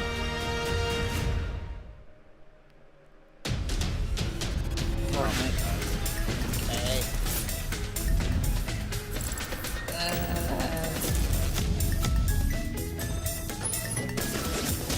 Now the actual game part of Squid Games would be really fun to play. It would, yeah. That would be cool, but you gotta make it make sense. Okay, that actually is really, that could be really fun. That could be really fun. Frontman, cool. Oh, this is Delta Force. Oh. That's out, by the way. Oh, it and is. it's not doing very good. Oh, well. Not a great time to be releasing. Or Not with maybe Battlefield the best coming time. back. Yeah. Before Black Ops 7 and before Battlefield 6, it would be a good time to try. Watch EA come out with Titanfall 3, and it's out October 24th. You just got a fresh look at Delta Force, which launches today on Oh, I know, PS5 Becca. I was and just saying it Xbox. reminds me And of the best part, it is free. 15. Now it is time for something truly special and one of the most requested moments from our community this year. Earlier in 2025, Clair Obscur Expedition 33, the debut title from French indie studio Sandfall Interactive, captured hearts with its stunning Belle Epoque inspired world and unforgettable style. Absolutely. This is a very special game, and tonight we wanted to bring that world to life right here on stage at ONL with a special acoustic performance from the game's soundtrack. Please join me in welcoming, for their first big live performance ever, the composer of the game, Laurent Testard, and vocalist Alice Dupont-Pissier, performing Alicia from Clair Obscur Expedition 33. Alicia. DeMarco's like, I know this song. Because he listens to it. Yeah, that's the song from the trailer. Oh, okay.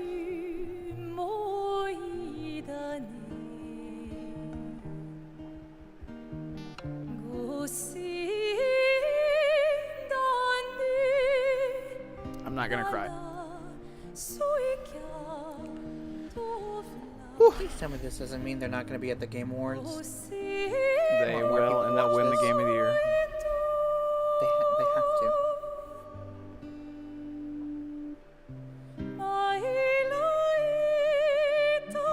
That guy right there was found on SoundCloud.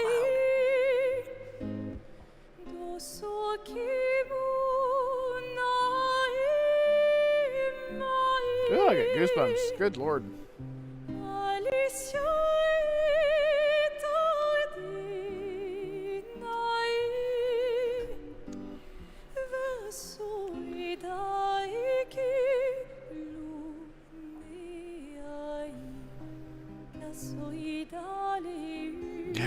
Fury's like, I'll play it again. Okay, you got me. You twisted my arm.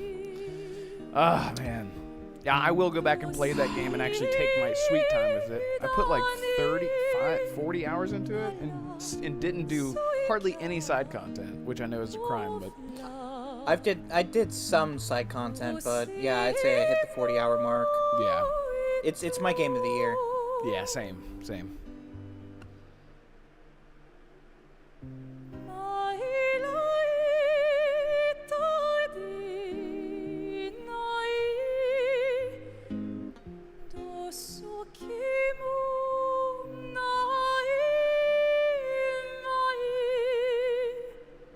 How?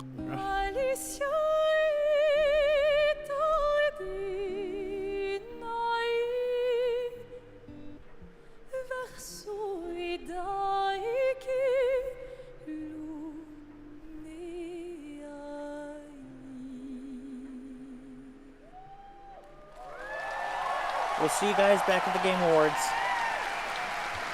And you'll win. No, it'll be a hard fight, but I know they'll win. It'll be, Jeff will say, and best music goes to Clear Obscure, best stories, Clear Obscure, best acting, Clear Obscure. Game Award goes to Death Stranding 2. Absolutely amazing. Thanks. Thank you so much. And we have so much more opening night live right after this. Every time. Microsoft. Like Red Dead Redemption 2, I'll never fucking forget that. Best acting, best music, best combat, best graphics, best soundtrack, and God of War's Game of the Year. You're like, how the fuck? With the high Yeah, I know that controversy. Ninja Gaiden 4, by the way.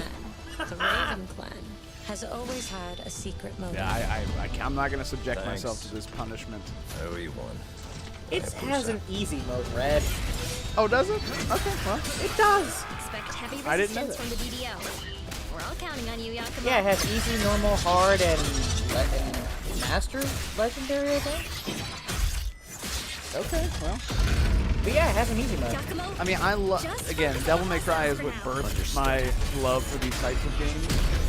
But when they're so ass hard, I'm just like, I got Dark Dragon Seal.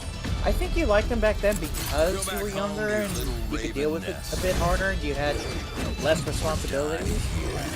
True, you can really hone if you your have skills. more responsibilities, then don't feel ashamed to go easy. Truly think you Just have fun. That's what games are about anyway. The Dark Dragon. Prove it. I'll see on easy this episode, The very theme I mean, what you resurrected could the do, Dark Dragon years you could start ago. your Game Pass subscription Even early. a mortal such as yourself is Play it on with easy me. in time for Black Ops 7. I'm sure. 2 games for $20, technically. There you go.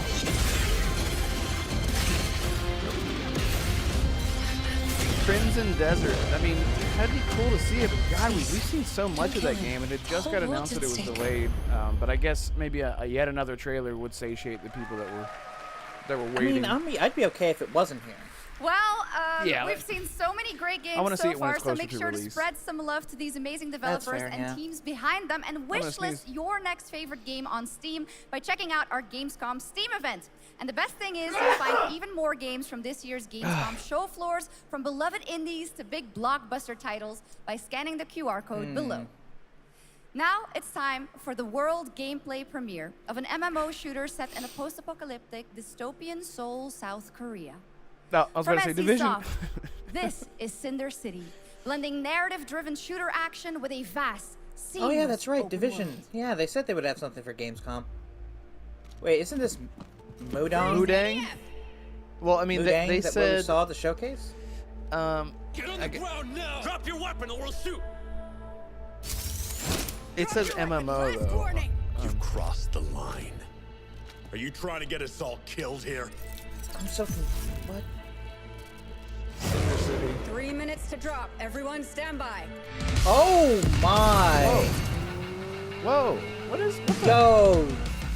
Yo! What is this? This looks like Korean Division. That's what I'm. That's why I'm like, yo, and it's got zombies. Yo! Whatever the name What is, Red, the write it down. fuck? Write it Okay. down. Woo! This actually looks pretty good. It's literally Korean Division. Korean. Okay. Okay. Wow, it's not a cover shooter though. Keep that in mind. Or maybe we just haven't seen anyone take cover. It is like a lot of running around. There is, This looks wild. What the? Look how many It looks people. good, though. It I is mean, like they said a it was true an MMO. Right? Yeah. This is the kind of MMO that I can get into. Like multiple squads taking on a big boss together and reaping the rewards. Cinder City. Yeah. Fudge. But that's not all. We've now got a second brand new game from NCSoft. Time Takers is a competitive team-based survival shooter where the ultimate prize isn't points, it's time itself. Here's your first ever look. We're at the competing gameplay. for time. Literal What's going on time. from old man brain? I Yeah, it was a floated lot. in an It was a lot. alien-induced stupor. A ghost of my former glory.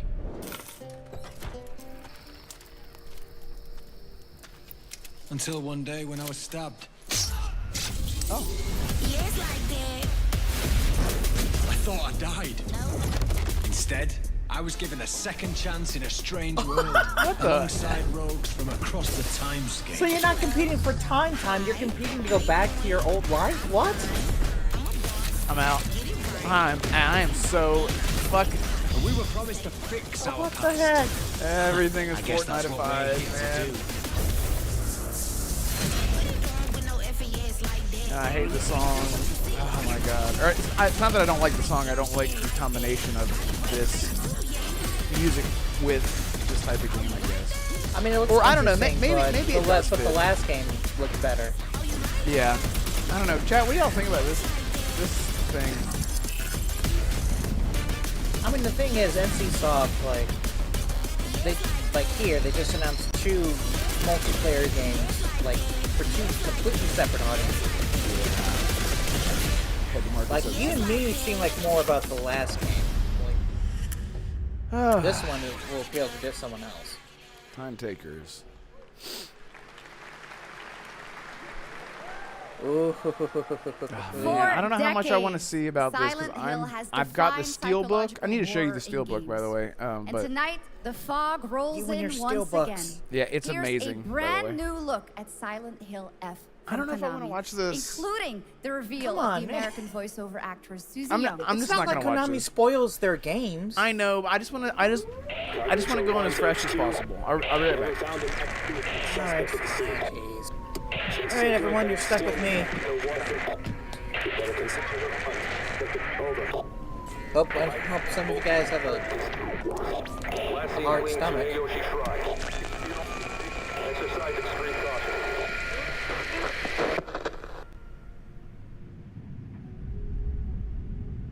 You saved my life and laid claim to my soul. In turn, I shall save your souls by claiming the life of your own self. What's that? What is this place?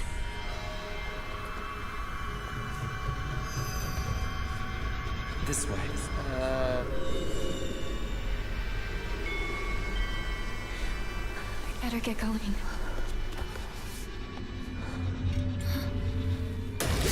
Okay.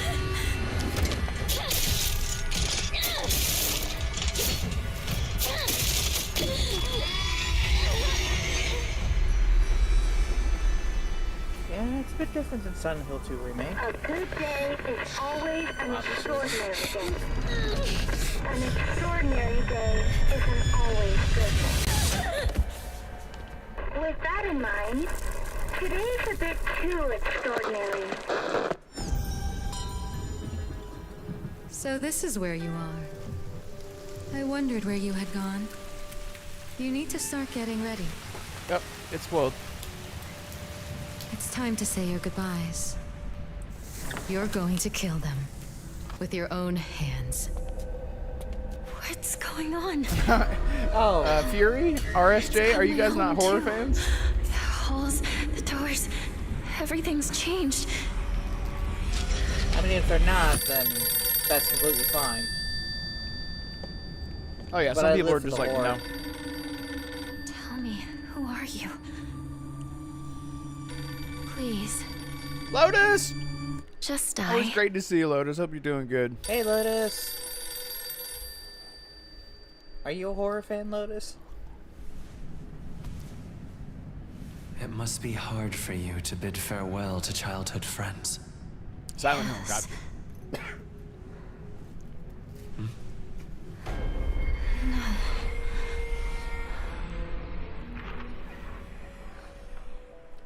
Yep. It still looks incredible, Red. Yep. Dante. I'm really... Dante Alighieri.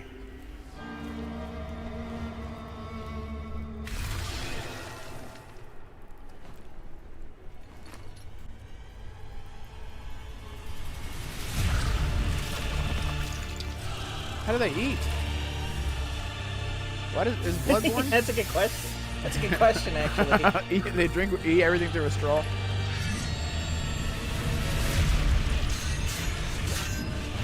What the?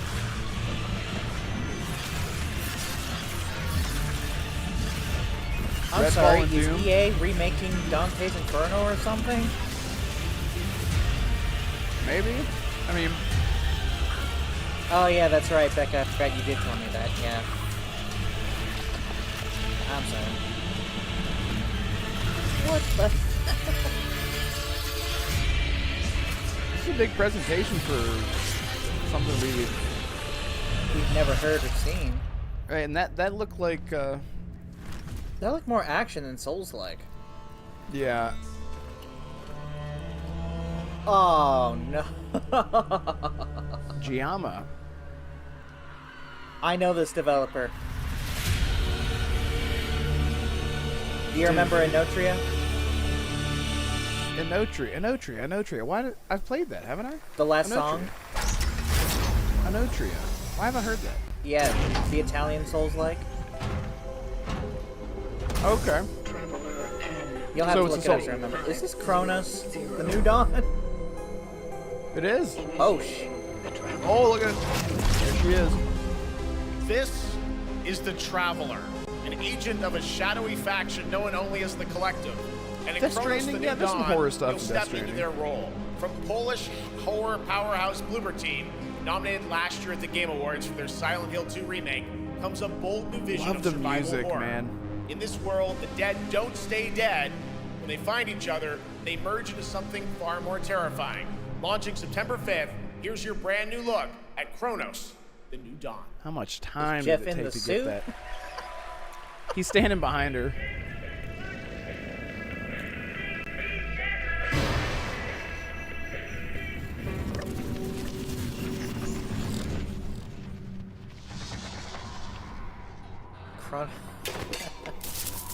We went from Silent Hill to Kronos.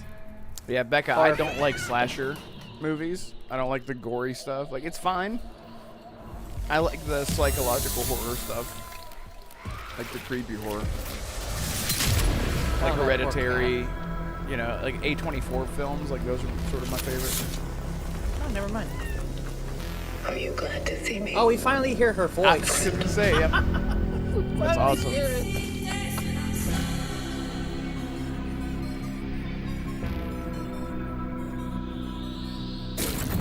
Gary says I'm all about Good, this man. one.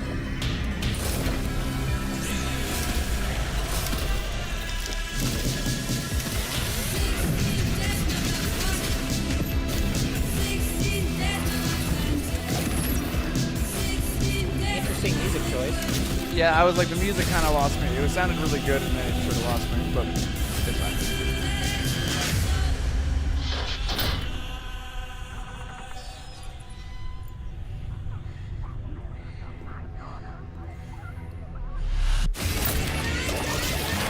Oh, this is the new mechanic they were talking about.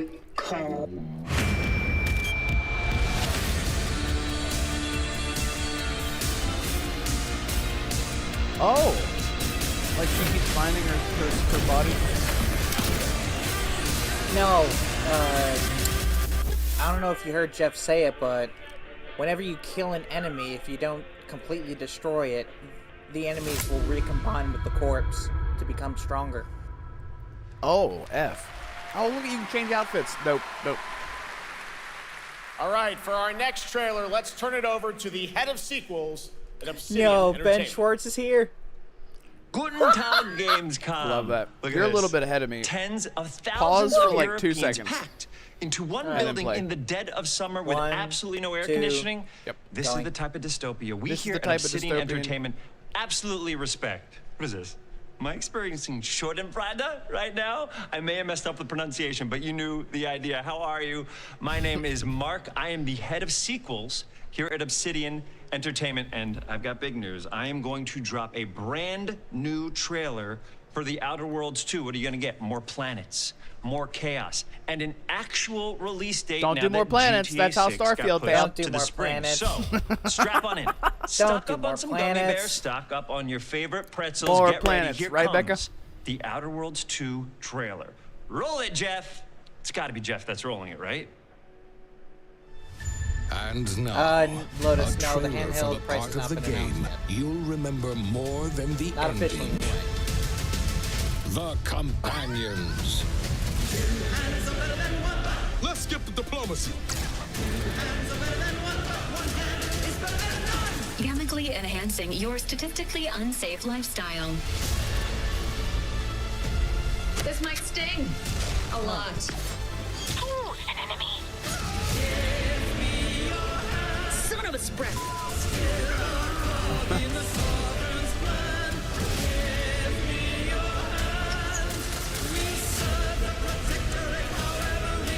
Be grateful you're not on fire.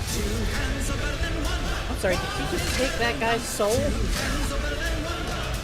You got Shang Tsung?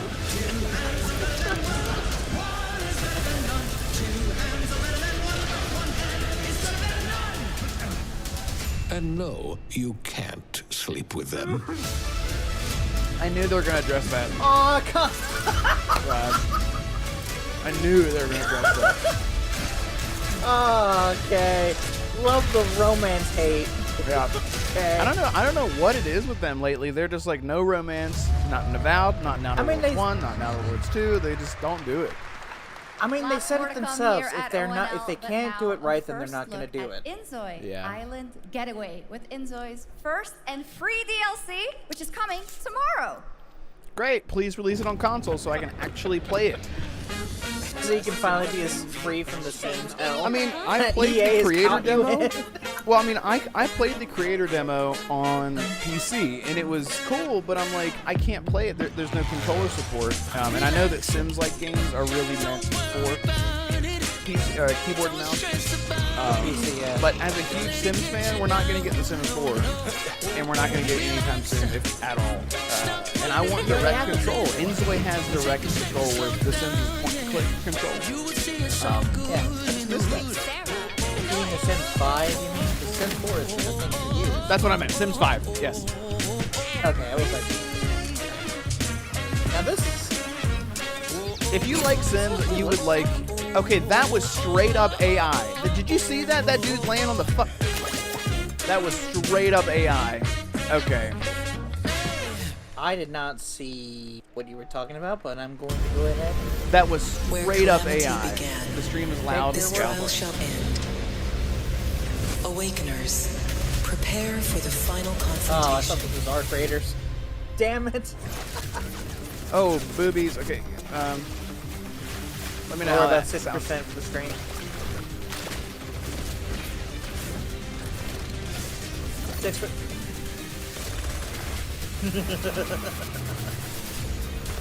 I like how Damarco was complaining earlier about the over-sexualization of games. And here's It's just all of the Western games, man. I get it. I get it. It's just... it's just hilarious. It's a culture thing, man. It's yeah. It's their whole thing. I mean, we never considered what the nukes would do. No offense. Fate Trigger coming Q1 2026.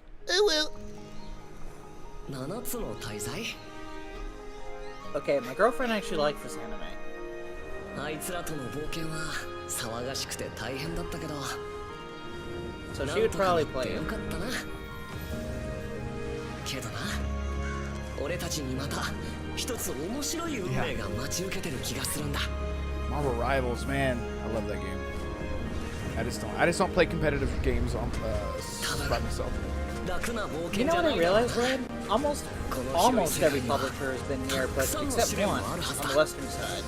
Except for what? Except for one. Where's Ubisoft? Is Ubisoft considered a Western developer? Yes. I thought they were French. Anyone that isn't Japan is West. Oh. Okay. Fuzzy Tomato, good to see you. Thank you for being here. And thank you guys so much for hitting the like button. I see the stream, all the likes are up. Really, really appreciate that. Fuzzy says, this anime is pretty fun, and other than the lolly stuff, yeah, that's the thing, like... Yeah, that's fair, yeah. That's sort of like my issue. When they don't get anime right, it feels really uncomfortable. And even like Persona 5, like, as much as I love that game, I had never felt uncomfortable with that kind of stuff. Like, because they didn't make it weird, I guess. Persona 3, just so you know, Red, it doesn't have any of that anime trope or over-sexualization either. Yeah, Persona 5 Persona is a really very good series if you don't like... If you're interested in anime-like games and you don't like the over-sexualization of them, then yeah, Persona is probably the best series to get into. Right. Unless you don't like tournaments games. Sorry, we're just talking over this because there's nothing happening. RSJ fans, sorry, but anything that's only on PC, don't have time for it, no matter how much I want to play. Yeah, that's fair. Oh, F! See, I knew this developer would be here today. I just didn't want to tell Red because he would be Hang on, not oh my interested in God. anything else. Legend. Oh my, I think I know what you are. Oh my God. Oh. Hey, Red, it looks like the Chinese were cooked. Man, I know, dude. Even I'm getting hyped for it. Well, he picked up the gun with his mind. That was so dope. Oh, shit. So weary is the wanderer. The So, Red, what would you do if it came out in October? Oh, man. I would shit everywhere. Look at this. Look at this. Oh, my God. What? So, Red, what would you do if it came out in October? Wait. What would you do if it came out in October? Wait, hang on. Finally have a firm release date Yes, for I knew about it. Wait. 2, October 21st Wait. of this year. And next, since we're here in Germany, it is only fitting Wait. to spotlight a homegrown success story. The deep survival crafting of Enshrouded from Keen Games in Frankfurt. Still in early access, Okay. Enshrouded has already let friends adventure, What? fight, and build together What? in endless ways. But tonight, the world is welcome. about to change forever. A new force is coming, one that will redefine how you explore, how you build, and how you survive. It's a monumental edition, and you're hearing about What? it first. I can't even hear what right she's saying here right now. At Opening Night Live. I'm crying. Listen. I dreamt of a time. I hope you know. I'm sorry. I waited for 21 your years benefit. for this sequel. For survival. Okay. Sorry. I am shit. Yeah, proceed to the shitting. Indeed. Indeed. Hang on. This To is. find peace, we must brave the deep. This is the Enshrouded. Okay. Yeah. That's what I thought. Okay, Red, full story. I saw a leak earlier this morning.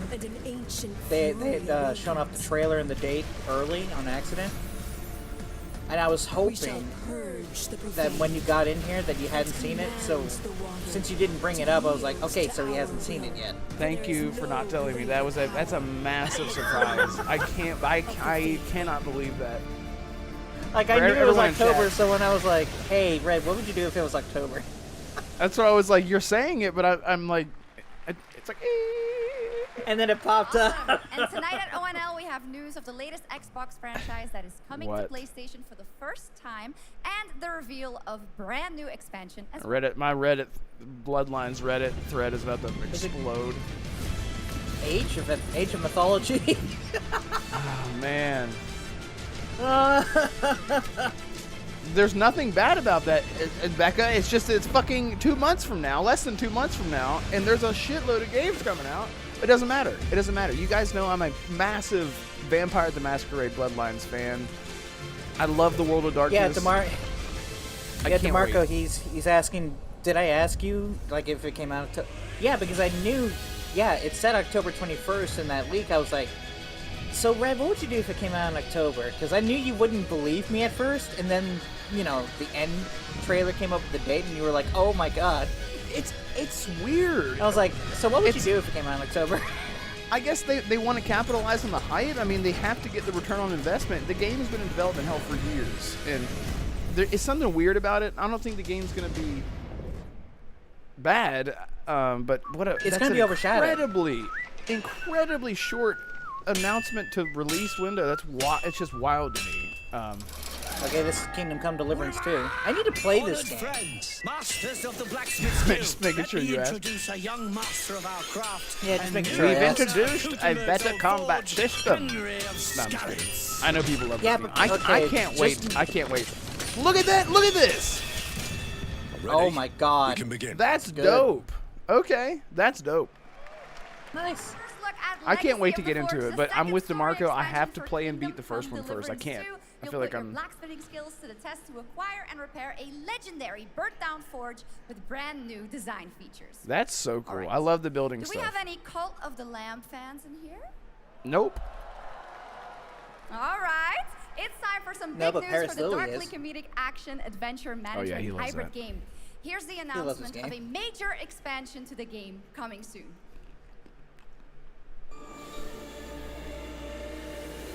Okay, I know you don't care about Cult of the Lamb, so we're going to talk over this. Yeah, Becca, there's nothing wrong with October, but just think about all the releases coming out that month.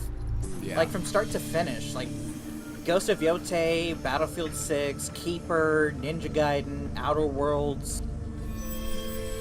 Like, it is just Arc Raiders, way too much. Terminator, Arc No Raiders. Fate. Like, there's just so many October games that it's just going to be hard to keep up. By the way, since this is... Hang on, I'll turn this back up in a second. We were talking about exclusivity with PlayStation. There is a PlayStation exclusive that just got announced for Xbox and Switch. Did you see this? No. Shenmue 3 is coming to Xbox and Switch. Single player Haven't Xbox. they always been on Switch? No, it's a PlayStation exclusive. The first two were. I own them, actually. I own both of them. Okay, but to be fair, isn't Shenmue owned by Sega? Of course they won. Don't start moving the goalposts. Oh, sorry. I mean, it's not owned by PlayStation. I'm just going to turn this up. And kicked off its 3-expansion story arc, the World Souls Saga. Here to tell us more about what's to come is executive producer Holly Longdale. I saw that Lotus Returnal might come. Yeah. I have my doubts about that, but we'll see. Now, Tegan, Shenmue 1 and 2, God, that got really loud. Shenmue 1 and 2 are on Xbox, the original ones from 22 years ago. But 3 was released as a PlayStation exclusive in 2019. Now it's coming to Xbox and Switch. Hello, everyone. I am so excited to be here to reveal our next adventure, World of Warcraft Midnight. Console release announcement. I'm equally excited to welcome you all home with our new housing feature. And if you're here at Gamescom, if they announce a console port here, come by and check it out then on the show floor. Then Microsoft we have a lot coming in this next today. expansion, our 11th expansion. But I doubt it. To start because with, it's Microsoft. On the horizon, there's a looming darkness, and it's threatening the ancestral home of our blood elves. But Midnight is also about light. I agree with and you, Fuzzy. Hope. I totally agree with you. Spider-Man and is the one that makes sense as far as monetarily speaking. Most. And it's about the bonds that tie us together. And it all starts at the Sunwell. And if any of you have ever played WoW... Yep, that's right, Becca. Do you remember the Sunwell? That they made it work with Age of Empires, though, Becca. Think about that. There's plenty of games out there that have so many, with that in mind, so many hotkeys, especially please MMOs. Enjoy the premiere. We've heard so many Blizzard devs say that they've been talking about this console port for years. Midnight. It would take a lot. Since even Jeff Kaplan was at Blizzard, and I know he worked on Overwatch, but he was a big WoW fan. One thing that Blizzard's always done great is their cinematics to hype you up for the game that looks nothing like the cinematics. But same thing with Diablo. I mean, it's just Blizzard in general, but... Leandrin, it has begun. I need you with Blizzard me on could the make wall. a ton of money making movies. I know, man. Lorthamar, the void will envelop Just us like soon. build up that team and just Only like the make light can multiple save us now. movies. No. The time Just find a for partner prayer like has Netflix passed. or Paramount. I know that voice actor. The Sunwell will not fall. Not while I draw breath.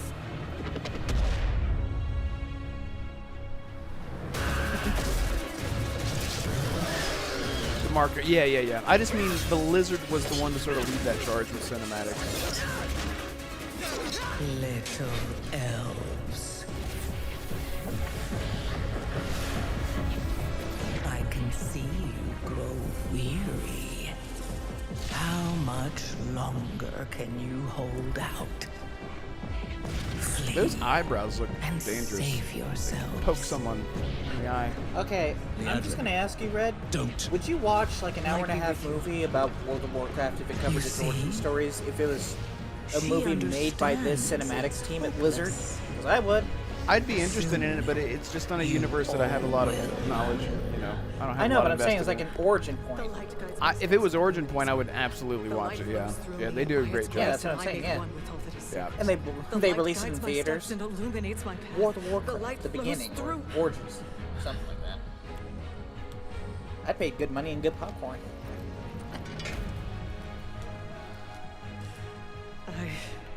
I know that I am unworthy. I don't know if I deserve your help, but I know my people do. God, it would be the best Star give Wars them movie, Damarco. strength. Damarco, I sometimes return and watch the SWTOR cinematics. Sometimes they're so good, man. So good. I've watched them like dozens of times, each one of them. You can't even break one elf. Yeah, this is like deep cut lore stuff. I don't know what the hell's going on. This darkness comes to devour everything. And when it is finished, there will be no more light. Without your aid, we will perish. I beg you, help us. See, this right here, this seems like the start of a movie. She's about to transform.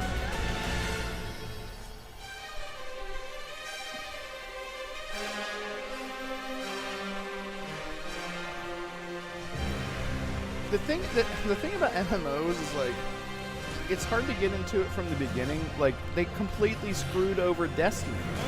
I wanted to get into Destiny at one point, like a year or so back. Then they took out the entire story. You can't even play it anymore. Like with WoW and even FF14, it's just like, where's a good jumping off point? And even then, if you're playing by yourself, like those games are meant to be played with other people. You don't have like you're meant to keep up with things as they're released. Like it's just exactly. It's hard. It's hard for me. It's hard, and with them coming out with bi-yearly updates, it's just too hard to keep up, especially if you want to play other games. Right. Yeah, thank you guys for hanging out again. I know I keep saying it, but I appreciate it. This is as a replacement for this week's show. Plus, I got 4 hours of sleep, so that is what a great cinematic. No console port. Nobody does those better than Blizzard, and hope you guys enjoyed that. All right, next is the global announcement of a new project from Team J, the dev team behind Delta Force. Project Spectrum is a tactical shooter for the fearless. It is a physiological horror PvEVP game. That's right, where you battle against monsters, other players, and your own sanity as widespread anomalies twist around the world. Face the horror or become the horror itself. That's what she said. Yo! You're fighting enemies, describe the players, sound in the and recording? yourself. That's Okay. a twist. What the hell? Show me gameplay. Don't give us a cinematic. Let's go back to the start. Some gameplay. That was a little bit of gameplay. First person. Yeah, but you know what we need, Red. Yeah, I want to see. Is it? The wind. Okay, here it is. Sort of. What the hell happened here? We got company! So it takes place in a mansion? But what would I do if it came out in October? Okay, that's October is gameplay. stacked for Okay. everybody. This is actually pretty good. Not gonna lie. Oh.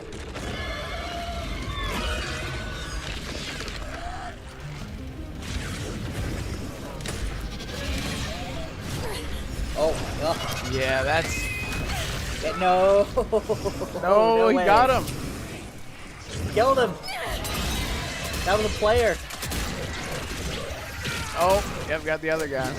This looks cool, man. I like this kind of stuff. Co-op horror games are making a resurgence, man. But I guess only I like them. Like Phasmophobia, Lost DeMarco. can birth beasts and bury truths. No, Red, it's fine as long as it, you know, just What do you think? if it. I don't know how to explain it. It's you okay. are the beast. Like if it was more horror than just comedy, then yeah, I It's get not it. comedy at all. It's a horror game. Horror I mean, game. it is. It is. We should play it. I saw that clip that you were playing with DeMarco and Holly and I forgot who else, but you guys were laughing most of the time than being scared. I never played Phasmophobia. No, I think it was Lethal Company or something. Oh, Lethal Company. That is still a horror game. Yeah, but you guys were laughing more than you were being scared. Because we were scared. We were laughing at how scared we were. Yeah, I guess. Look at this. What the fuck? So you play? Okay, okay. So you play as the monster against other. Okay, that's really cool. Okay. Look at that. Okay. All right. That's really You know what? Screw my past self. I'll give this a shot with you guys. Yeah, this looks really interesting. If it's on console at least, and it has a physical. So she's becoming. Okay. I get it. She's becoming insane. Yeah.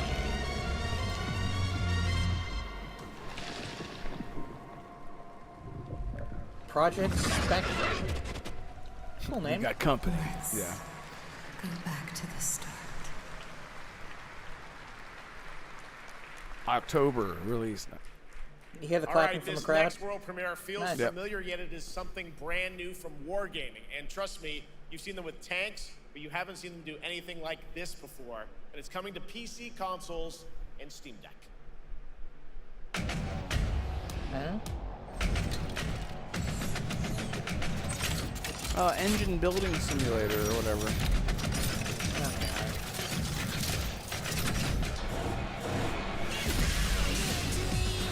Didn't we just see this? No. That was World of Tanks 2, I think, we saw earlier, but this is different. I'm weird. I'm not big into robot games or games that are just vehicle-centric. So you don't like Forza? Yeah, I don't. I'm not a fan of racing games or sports games. They have to have like a twist to them. Like, I love Need for Speed Hot Pursuit because there is an element there of like, it's very visceral. Like you can set up traps and run from the cops and destroy other cars. I love the Mutant Football League games because you're playing as like aliens and werewolves in a football game and it's really brutal. But it has to have like a twist you on need it. to play Sonic Racing Cross World. Sonic Racing. Yeah, I do like Mario Kart. I mean, it does have Joker from Persona in it. Okay, so this is vehicle combat game. Yeah. Yeah, this is... Oh, World of Tanks. I was right. It's World of Tanks. Oh, it is? Okay.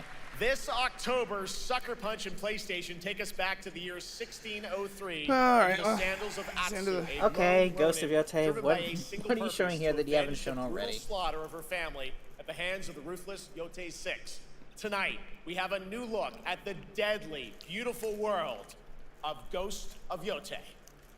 And that's how they end the show. Okay. Are we? Is it just environmental art?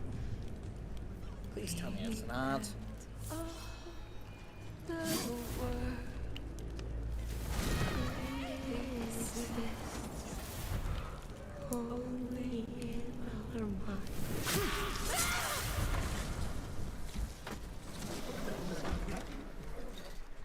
Are you going to give me a line? He's gonna kill them.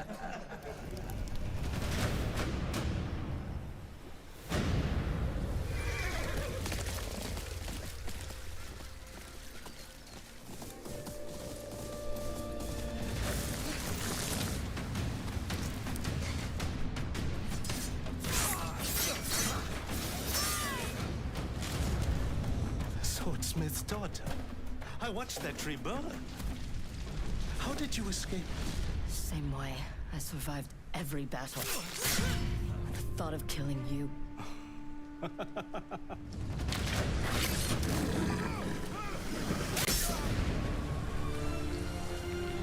I love that conspiracy though, that Jin Sakai is reincarnated as that wolf.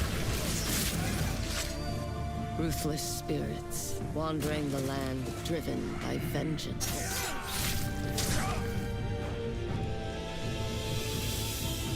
Sometimes I feel like that is what I am.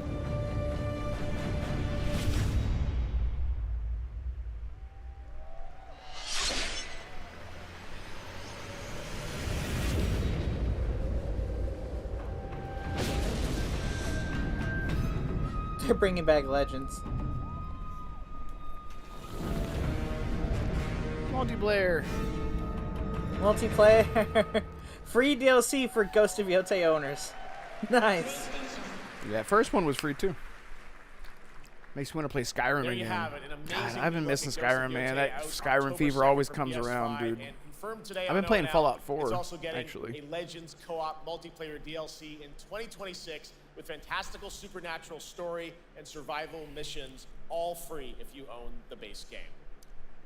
For nearly 3 decades, Resident Evil There you has go. terrified, thrilled, and defined the All survival right, we're gonna get the Leon genre. tease. You know that we're gonna get the Leon tease at the We end have of to this. get Leon tease. You think he's gonna get a? You think he's got a scar? He's gonna have a fucking scar. He's gonna be halfway shirtless, and he's gonna be like, "Kept you waiting, huh?" No, I'm just kidding. He's got an eye patch. He's just Snake. The haunting backstory of the game's protagonist, Grace Ashcroft, and why she may be the key to surviving what's coming. All right. Oh, there's Leon. No, it's not. Oh, sorry. Leon's just so beautiful. I get him mixed up with women. That is. Oh, there's Leon. Not okay. Hang on. Oh, that's Alyssa. On that thing all day. Yeah, that's the lady from Outbreak, right? Yeah, she was one of the main characters from Outbreak. Yeah. So this is her about to go out into the city, I bet. It's really coming down hard. She's about to be killed. Yeah. Mom, phone. So for She you had Resident just Evil written an article nerds, about. Mom. It's right beside you. Hold on. She had just written an article at this point about the disappearances in Louisiana. Hello? RE7. Miss Ashcroft? Yes.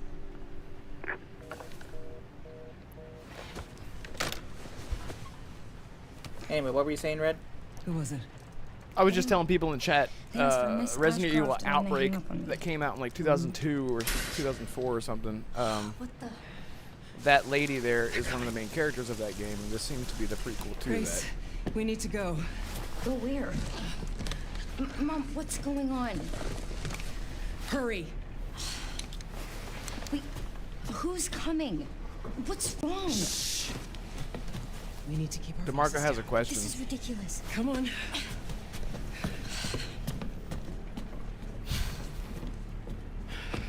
Tell me what's going on. Now is not the time. He already knows that answer. I don't know why he keeps asking me about it. I can't believe that, man. I cannot believe that Bloodlines is coming out in Whoa, right in the They gameplay. put her in first Follow person, Mom. yeah? Oh, right this into is like the gameplay. opening. Mom, wait. Grace, It'll show you switching moving. for sure. I mean, we already know that you can. I just want to see what it looks like. Me too. DeMarco's gonna. This is probably what the team at Summer Game Fest saw a couple months ago. Oh, I'm so sorry about the power outage. He's about to get snatched through that window. It's really never no mind. excuse, and I apologize for the inconvenience. Oh, no, it's fine. Don't worry. I should have it fixed soon. I just need to find my... Oh God. Okay. Wow. Okay. Grace, look at me. Grab my hands. Okay, look at me. Yeah, first person definitely is the way through the horror segments, for sure. Oh, she has asthma. Breathe in. Yeah, Fury. Will people get motion sickness from this, like they claimed? Yeah, or like Cyberpunk. I promise you, I will explain this. And then they played it anyway. So this is I her. I prefer to play in third. This seems to be her after Outbreak. Yeah. Please know that you are my hope. Never forget that. What are you talking about? Just. Yeah, she didn't have a child in Outbreak. I love you too. Mom, I'm scared. No. We need to find a way out of here now. But we don't have any of our stuff. We can come back for it later, Grace. Yep. It's gonna be dark. Woo. No Leon. No Leon tease. Well. That game is insane. I got to see that sequence in Osaka about a month ago. There's a lot more to Brag share, about it. And Yep. there is a reason it was the most listed title coming out of Summer Game Fest this June. Now, for those of you here in the arena tonight at Gamescom, there's some good news is you'll be over on the show floor, be the first players in the world to get hands-on with a playable demo of Resident Evil Requiem at the Capcom booth as we count down to the launch this February. A huge thank you to Capcom and Takeuchi-san for that special look. And with that, Gamescom Opening Night Live comes to a close. But the celebration of gaming doesn't stop here. We'll be back on Thursday, December 11th for the Game Awards, streaming live around the world as we honor the best games of the year and give you a glimpse of what's coming in 2026 and beyond with tons of brand new game announcements. You're leaving, but before we say goodnight, we do have one last surprise. Starfield. No, A global announcement from a studio that walked away with multiple Game Awards wins for its last project. You can already tell he's talking about take a look. A PlayStation game. I doubt it's play. Every time he talks about PlayStation, it's like, and from a team that you can't. Black Myth. You just It's Black Myth. Is it really? It's Black Myth Wukong. Yeah, it's game okay. science. Trying. It's on me. The Xbox releases tomorrow. They always announce something on August 20th, every time. So that cause what up. Master will take us back. As long as we keep that mountain in our arm.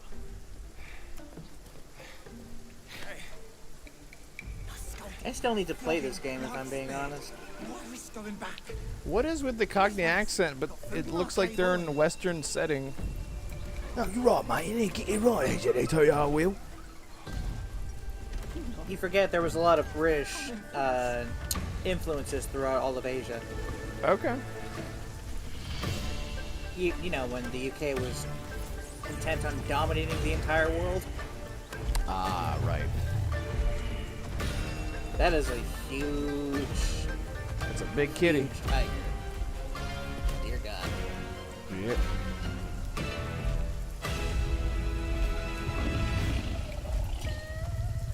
Are we gonna play as Catman now instead of Monkey Man? Oh, okay. Interesting DLC choice.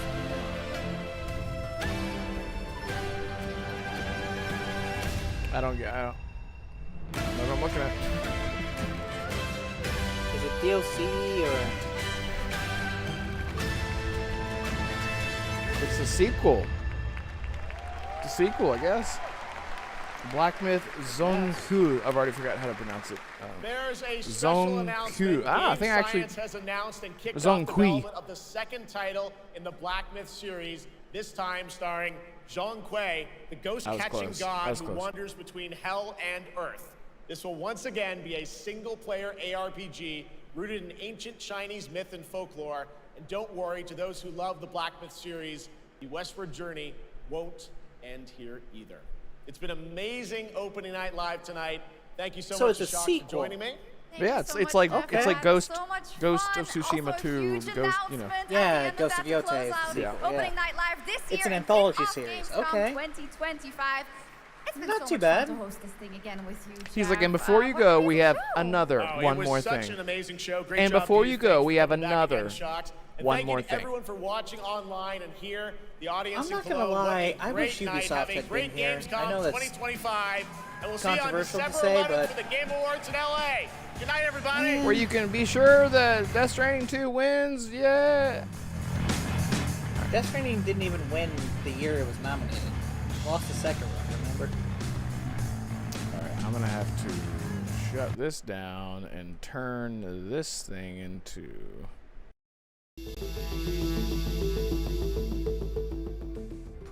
Well, that didn't work.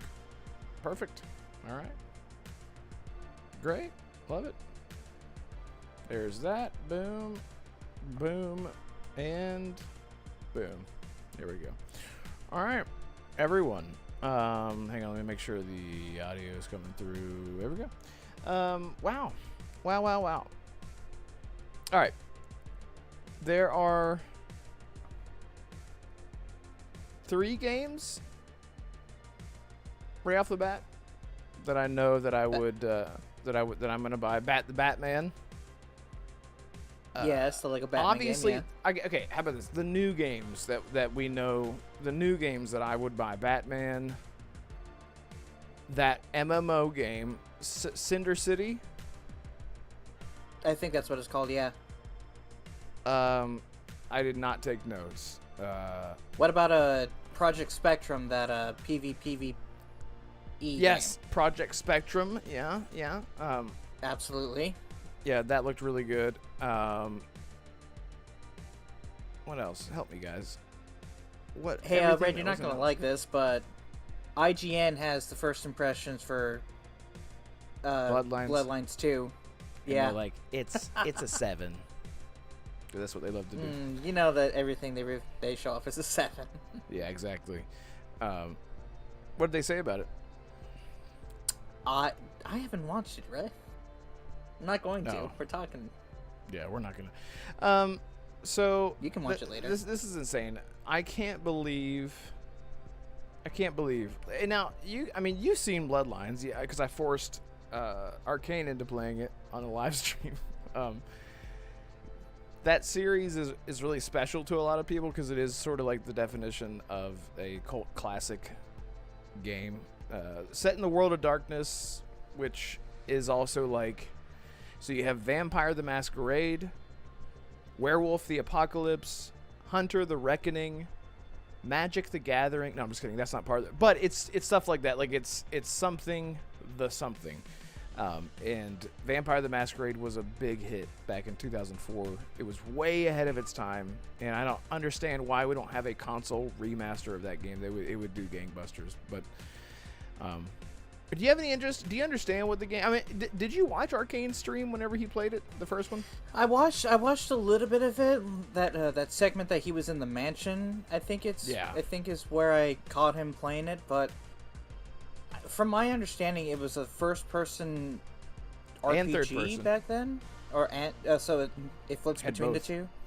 But the second one is only first-person, which a lot of fans are pissed about. But yeah, it's a first and third semi-open world. It's like open hubbish RPG. And it was way ahead of its times in terms of just choice and consequence and character creation. It has a full-on like D&D like character sheet. It even says character sheet in the menu where you have different charisma, and if you choose to be a certain clan of vampire, whether it's Tremere all the way to like a the more ugly versions of vampire, like what are they called? Nosferatu. You literally cannot be seen in public. You have to take the sewers to travel around. Like it was so deep and like way ahead of its time. It's insane. And again, a lot of people do play in first person. It's not the big issue, but it is an RPG, and you know how I feel about RPGs that are strictly that are immersive. Yeah. Yeah. It's why you like Red Dead 2, even though it's not an RPG, right? It still gave you an immersive feel. Like if you light a field on fire in Red Dead Redemption 2, it's gonna burn, right? Or if you shoot an NPC, you may get a sequence where the NPC's wife will come at you and go, "How could you kill my husband?" or something like that, right? Yeah, there's like an immersion that build up over time. Yeah, there's like this simulation immersion aspect to it. Immersive sim. Yeah. Oh yeah, I guess that's what it's called. Yeah, immersive sim. Just like Starfield, but I can't believe that it's coming. That's just insane. That's insane to me. What I was saying is that the reason that I feel like I'm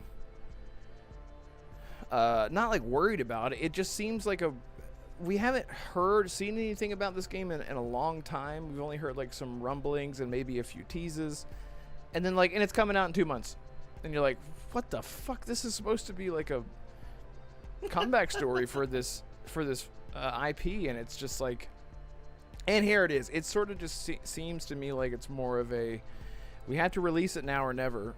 We either cancel it or we release it. Well, you have to think about it from the publisher's point of view. That's what I'm saying. When you think about it, yeah, because they've been publishing this game for so many years, and it transferred from Paradox to the Chinese room like 2 or 3 years ago. So with that much time in development, they have to.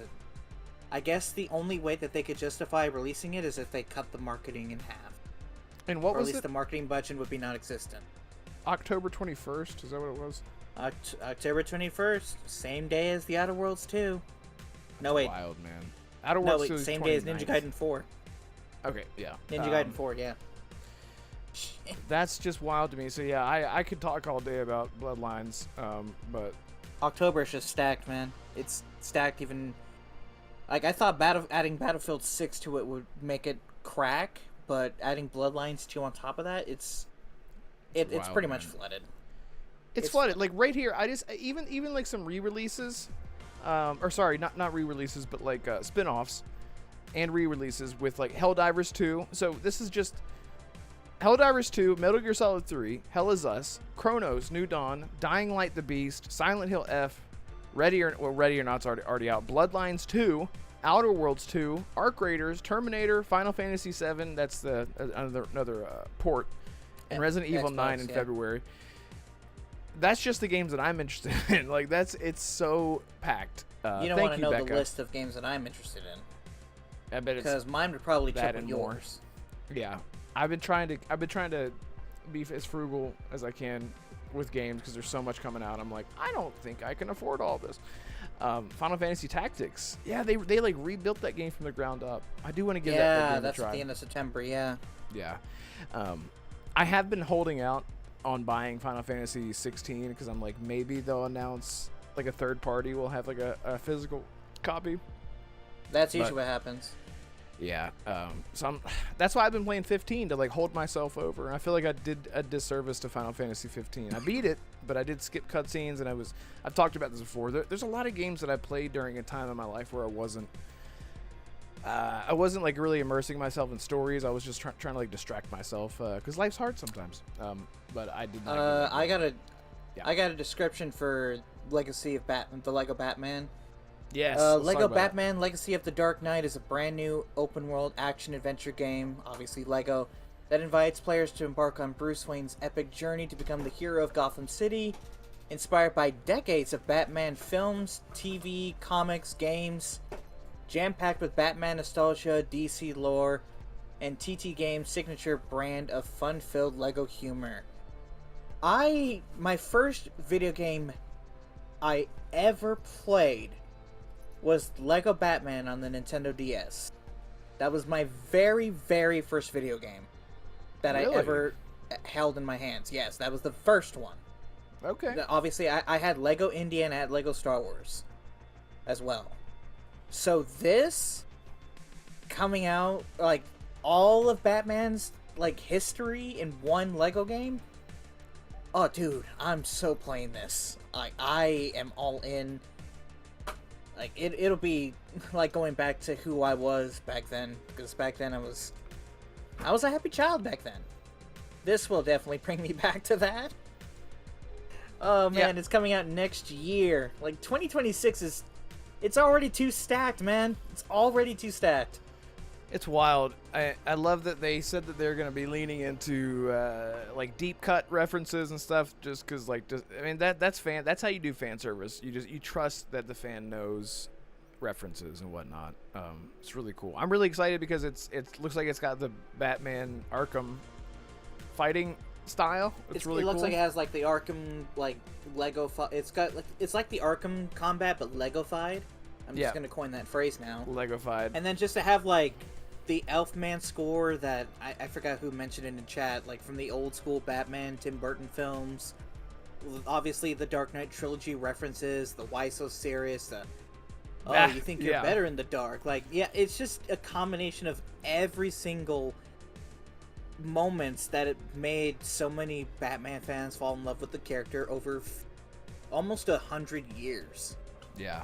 And it's just 80 all years jam-packed of into Batman. one Lego experience. Yeah. It's wild, man. It's wild. Noise Mofos is 3 out of 10. That's fair. I would give it 3 out of 10. I would give it I don't know. I would give it like a 6 out of 10 if I had to number it that way. It wasn't bad. I would give it a 7. I would give it a 7. It would have gotten a higher score from me in Red, and I really want you to actually tell me what you think. If Leon showed up. Would you have given it? No. Well, if Leon had showed up, it'd been a 7.5. But let's be real. There you go. Come on. If Splinter Cell had shown up as the last game, would your score have been higher? God. Oh yeah. That's what I'm saying. Ubisoft was the one that did not show up this time. Yeah, that's true, man. Yeah, Ubisoft could have made a big splash there, at least with just like a teaser. The thing is, as much as I want to see Splinter Cell, one of the biggest issues that fans over the years have had is just you're showing your game too early. Like, why the hell did you announce Elder Scrolls 6? The amount of years that it took is now more than the development time of Skyrim. We don't have a sequel. That's all. It's been as long as the development time of Skyrim was, and we have nothing. Yeah, that's fair. I would much rather, because we know that Splinter Cell is coming. It's just like just seeing it wouldn't I would be like, hell yeah. But it's like, you would sort of calm down and be like, well, but we already knew it was coming. What did they do? They just confirmed that it was coming. Well, we already kind of know it. You know what I mean? But gameplay would have been the thing. Gameplay would have been But Splinter Cell is not the only one that Ubisoft can end it, because if you remember a few years back, they announced Prince of Persia: The Sands of Time remake. And then they unannounced it, brought it back, they gave it back to the actual team that made it. They've been remaking it in Unreal Engine 5. It almost got canceled, yeah. And it almost got canceled, but it got a 2026 window at Ubisoft Forward last year. Yeah. So if that's still a 2026 title, if it's not here at Gamescom, it's got to be at the Game Awards. Because if they don't show off the Sands of Time remake when they have a 2026 date, I'm going to be concerned. Especially with the restructuring that Ubisoft is going through. Now would be a good time to show off more games besides Assassin's Creed Shadows DLC. Right. Yep, I totally agree. I mean, we heard, who was it? I think it was Mag. They were talking about the DLC for Shadows being a co-op mode, and I don't know if that's going to be like Ghost of Yotei or Legends co-op style, like we're going to get with Yotei and Tsushima, like we had with Tsushima. Or if it's going to be like you can just run around the open world with another player, that'd be amazing. Yeah. I have been loving Shadows, and I never thought those words would come out of my mouth. But it clicked with me. After 30 hours, it clicked. I was like, I get it now. I get what they're doing. And that's why Ghost of Yotei doesn't interest me. Honestly, because Shadows does everything. Man, I don't want to go on tangent. I will just say that so many things that Tsushima does well, even the things that they don't borrow directly, Shadows nails it so well, and it still feels fresh. It doesn't feel like a copy. So yeah. Anyway, I just wanted to say that I've been loving Shadows, but Ubisoft. as far as what they had to show. We're not going to see another Star Wars game from them for a while, obviously. Ever. Or ever, yeah. Who's making the Star Wars Zero Company game? Respawn, if I recall. It is Respawn. Yeah, you're right. I about forgot. Yeah, I was going to say it's not for Axis. Respawn and 8-bit, I think. Okay. Yeah, I am so excited for that game, man. That universe fits so well for the XCOM style. Anyway, so Ubisoft wasn't there. What was your other big takeaways?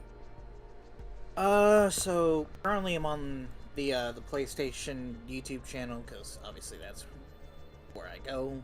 That's where you go. Let's see. Well, Outer Worlds 2 showing off its companions. That was obviously a pretty big highlight for me because I've been replaying the first Outer Worlds. Obviously, one of its main attractions to that game was obviously the companions. So to actually get the sequel's companions highlighted here was actually a pretty good reason to be here. A pretty good trailer. Chronos: A New Dawn showing off another trailer before launch. 2 weeks before launch, by the way. Actually hearing the characters speak, actually getting to see more of the gameplay. Silent Hill F, I know that American Fury is not interested in, and I know Becca has her own reason for not being excited for horror games. But Silent Hill F, it's kept me interested. Ninja Gaiden 4 with the actual story trailer. Loved Ninja Gaiden 2 Black earlier this year. Obviously, I'm excited for Ninja Gaiden 4 and continuing that story. Onimusha, like the collaboration between Monster Hunter and Final Fantasy, that was a big deal. I think for a lot of people on the Japanese side, Becca's getting freaking Psycrats from Monster Hunter, and we're getting the Chocobos. I thought they're called Sacrets. Sacrets. Is it Psycrats or Sacrets? Psycrats. I don't know. It's either Secrets or I thought it was what did I say first? Secrets. Secrets. Sacrets. Sacrets. I think is what I was saying. Either way, yeah. like we're exchanging mountables, right? But this, I understand where some people would say that, oh, this is like a 3 or 4, and even 5 out of 10. But for me, it's still a good 6 or 7. Like, it wasn't bad, but Gamescom has never been the type of showcase where, you know, the big shit happens, right? That's usually like Nintendo Directs, it's Game Awards, Summer Game Fest. Sometimes it's a hit or miss at the State of Plays, the Xbox showcases. All in all, I think it was a pretty good show. I think there was something good for everybody. They kept the quote-unquote anime weed games to a bare minimum of 3 or 4. Yeah. Black Ops 7 as the opener, though, that is just not the game to do it with. Yes, I agree. But yeah, sweet like, backdrop, all the Brett. games Thank you, that Noise I said, Mofo. yeah. Appreciate that. Yeah, I guess you guys don't get to see my blown up. You have no effing idea how much work it took to get everything set up. Anyway, it's a lot. But anyway, back to see what was the other thing. See Chronos New Dawn. That was great to see. Yeah, Noise Mofo said that was his highlight. Looked American great. Fury. I was hoping to see something from Exodus. Honestly, so was I. Oh, Exodus. I was thinking. Well, I mean, we're not done, right? Tomorrow isn't Gamescom official starting tomorrow? Or am I? Yeah, dumb? this was just the opening night live, but Right. I'm pretty sure all the publishers have announced what games will be there, and I have not seen Exodus. Okay, and Bethesda has a slot, right? No, they don't, because everyone kept saying like, well, we don't see Fallout or we don't see Starfield or anything, but people are like, but Bethesda's there. I'm like, but why don't we see what they're going to announce? Well, technically, Bethesda and Activision are probably going to be under the Xbox like booths at Gamescom, since they're owned by Microsoft.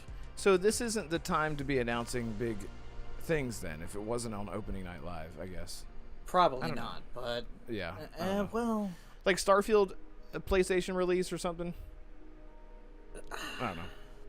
Well, according to what Nate said earlier this month, I think they're just trying to focus on getting the port ready for next year, and then focusing on the next and final DLC. and then just ending it. You'd think that they would package those two announcements together, but I don't They know. probably will at the Game Awards, if I'm being honest. It's a pretty good time I to could do see it. it. Yeah, I don't know. It's. I don't know what the hell's going on with Bethesda right now, man. I mean, you It's, gotta remember, Microsoft and Bethesda, despite what me and Damarco and the rest of the community think, like, they think that Starfield is a big deal, right? So they want to get as many eyes as they can on Starfield. Would you do that at Gamescom, or would you do that at the Game Award? Yeah, if I guess it was set for next year. Yeah, I guess Game Awards does make more sense. By the way, Becca, I don't know if she's still here. She sent me this because people keep like asking for stats on Starfield, then people give stats, and then they're like, that's not true. That's wrong. You're a liar. Let's see. Becca sent me this. Starfield Essentials posted 42 minutes ago that Starfield just passed 11,000 mod count on Nexus Mod. Starfield passed the 10,000 mod count on Nexus Mod on February 2025. Let's see. Starfield is currently the 11th most modded game on Nexus Mods, behind Morrowind at 13,000, almost 14,000. Starfield is currently the 12th most downloaded game on Nexus at 98.2 million, behind Mountain Blade at 111 million. Based on extrapolating growth rates for download counts over the last 6 weeks, Starfield is growing at least twice as fast as the two games ahead of it, Mountain Blade and The Witcher 3. If all three games maintain current download rates, Starfield will pass Mountain Blade in January. Starfield has an accelerating growth, however, and I've had to keep pulling that date closer. Let's see. There are currently on console over 4,000 creations for Starfield. Not too bad on the mod support for Starfield. Insane. It's insane. It's insane. And there are paid mods that are incredible quality, like full-on voice quests, like full-on new locations and characters, and these creators are getting paid. They're making jobs out of it. And I don't know, like we're getting to this weird age where modding is going to start to become more integrated into video games as a whole. And people can say all day long, well, these are mods that are made by, it's a lazy company, and they did. Guess what? You wouldn't have mods if it wasn't for the developers that created Skyrim wouldn't be as big the as it game. was if it didn't have mods. Exactly. It is the lifespan of these games. I don't want to go back and play vanilla Skyrim, and I love Skyrim. You know, it's Dave. What's up, man? Good to see you, buddy. I hope you're doing well.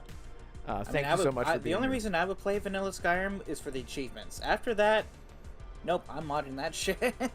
Yeah, seriously, and that was another thing that came out. It seems like creations. We got a creations update for Starfield, and we also got there are some leaks about Fallout specifically, and then Skyrim is also getting a creations overhaul to turn it over from Creation Club to Creations, to bring paid mods to Fallout 4 and paid mods to Skyrim that don't disable achievements, just like Starfield does. Because yes, what that tells me friendly mods is should that be a thing. and Starfield has that, and they're even looking into it with Stalker. Stalker 2 has console mods right now. Dying Light has console mods right now. Nobody talks about it because everyone's like, it's just, community. But the people that know the mods, like, they know that there is quality there, and that, what this tells me, Starfield is lucrative. Starfield is doing a great job to set them up for, wow, paid mods can really make us a lot of money. Let's bring that over to Fallout 4. Let's bring it over to Skyrim. And there's a new revenue stream. Exactly. Like, this is, when it comes to modding as a whole, like, modding for single-player games, no matter the genre, could ultimately change the lifespan of how long a game stays relevant. Like I just said, Skyrim would not be the juggernaut that it is without mod support. And it's a good thing that so many years ago, mods came to consoles for Skyrim. Like, you see that all the time when you boot up Skyrim on a console. Like, here's the recommended mods, and here's the paid featured mods. Yeah, exactly. Here's the features, like the modding lists are practically updated every day with new weapons, new companions, new overhauls, whether it be in environment, whether it be dialogue, whether it be skill trees. Yeah. Like, if mod support was much more common, not just with Bethesda, but with other publishers, yeah, you would have a die-hard fan base literally grow practically over the years. So Yeah. with not just one franchise, but with just one game in that franchise. And imagine, like, it's insane. You've played Skyrim. You Like, haven't imagine modded Halo Skyrim. with mods, Scott, Microsoft. Or have you modded Skyrim? Yes, I have. Yeah. Okay. Multiple times. You know that, like, whenever you mod something, that's not, Thomas the Train replacing dragons, or like, Macho Man Randy Savage replacing your Fusroda. The stuff that actually fits in the world are the reason why every time I mod Starfield with achievement-friendly mods, Bethesda make sure that they are lore friendly first and foremost. They will not allow paid mods that are like ridiculous, that they don't fit into the universe. I feel like that's another reason why I'm okay with this kind of stuff, because if it's aesthetically a fantasy fitting, mod that fits well with Elder Scrolls, they should allow it to be. They should allow it. Friendly. Exactly. They if should. It's paid. Punk, yeah.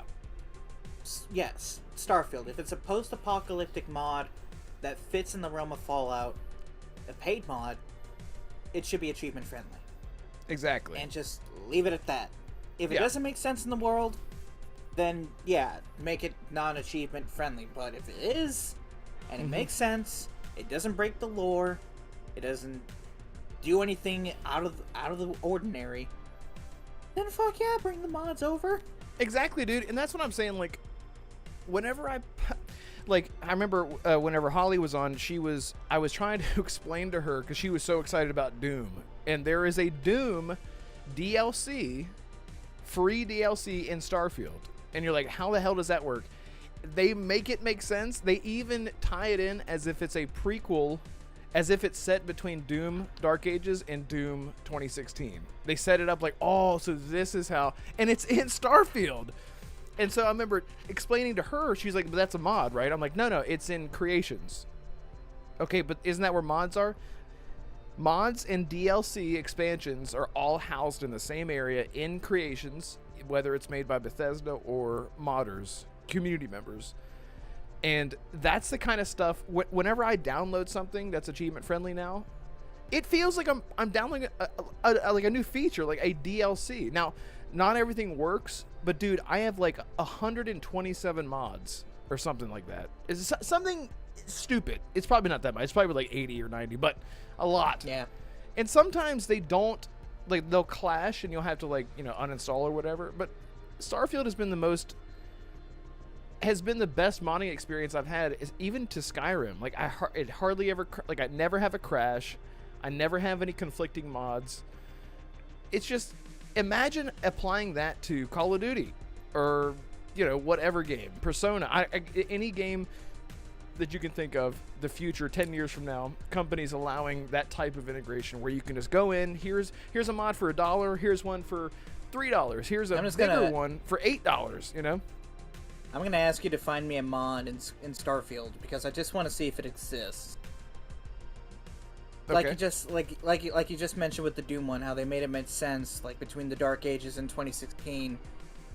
I just want to see if there is a mod in Starfield where you can go. Oh. Okay, now make that 2 mods. No, Dead Space was not the one, because it doesn't. Dead Space, obviously owned by EA, wouldn't necessarily make sense in Starfield, but yeah, I get it, but, with the space thing. But I'm talking about another franchise, technically owned by Bethesda, set in space, with a certain Prey. black blob. Exactly. Okay, I could see that. I actually see if you can find the mimics. I think you can get the suit in Starfield. Not the suit, but I'm saying, like, if there is like the mimics. Imagine a paid mod, licensed or approved by Bethesda, with Prey, like the mimics. Like, let me just clarify. Yeah. Like in the Marvel comics, the Venom symbiotes, it exists across multiple universes, right?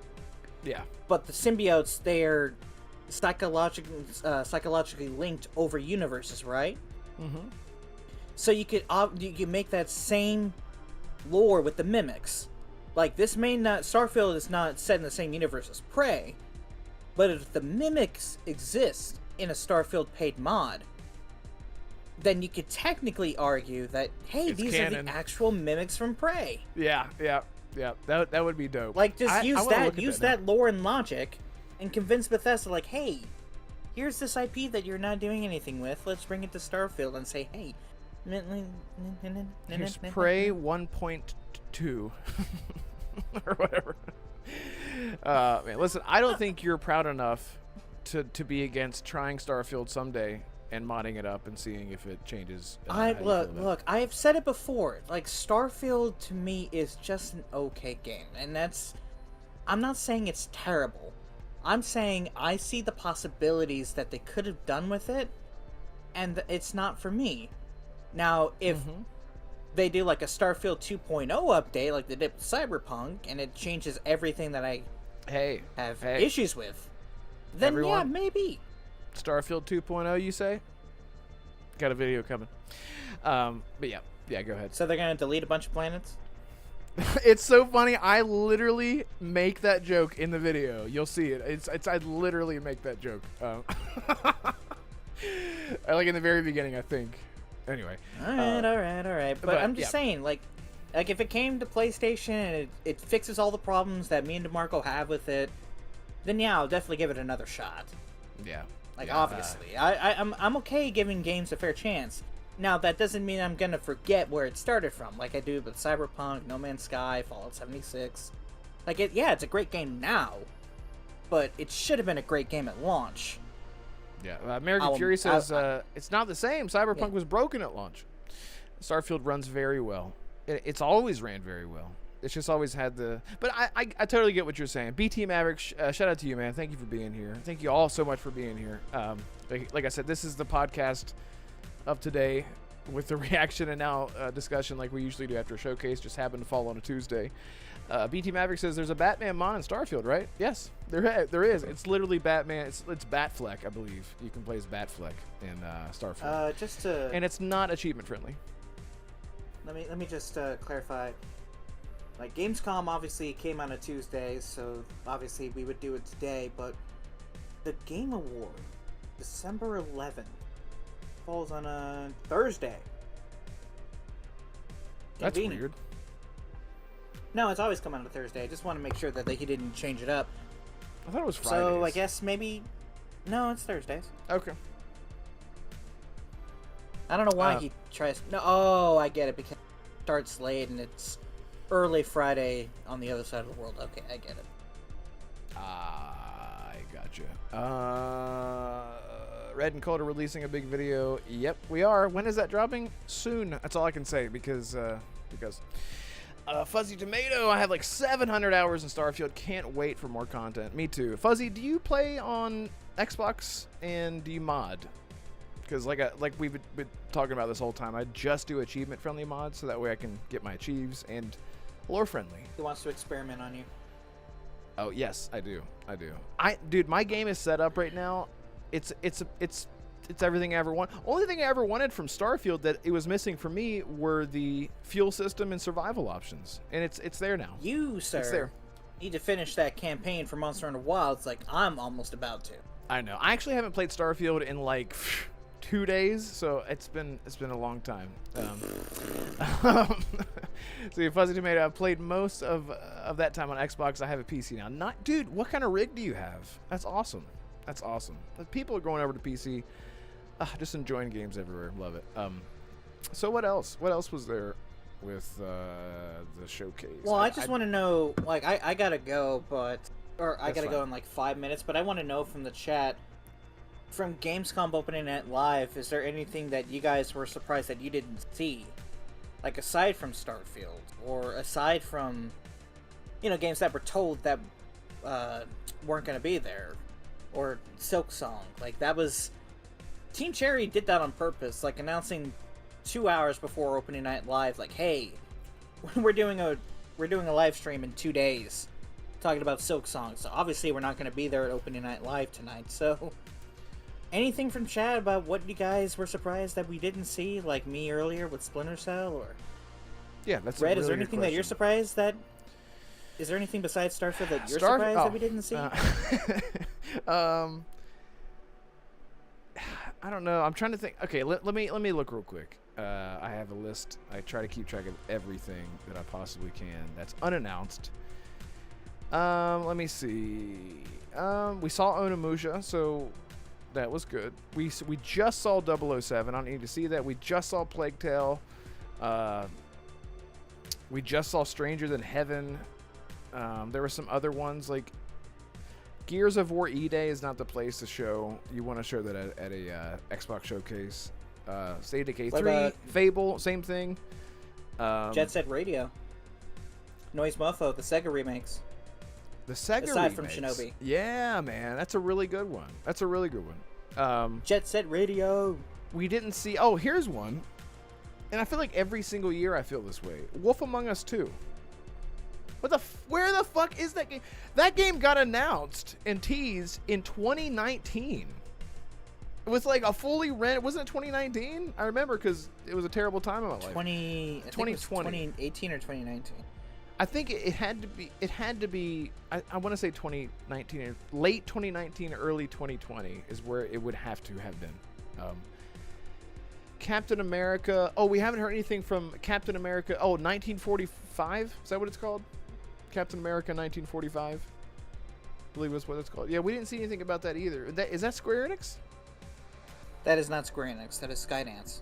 Skydance. Square Enix did the Avengers game. That's what I'm thinking. Yes. Which was really good, man. It was just hampered by the stupid monetization and the grindy ass. Man, I really, I beat it. I beat that game, but I would have had a lot more fun playing it with friends because it was just, it was built to be a co-op game.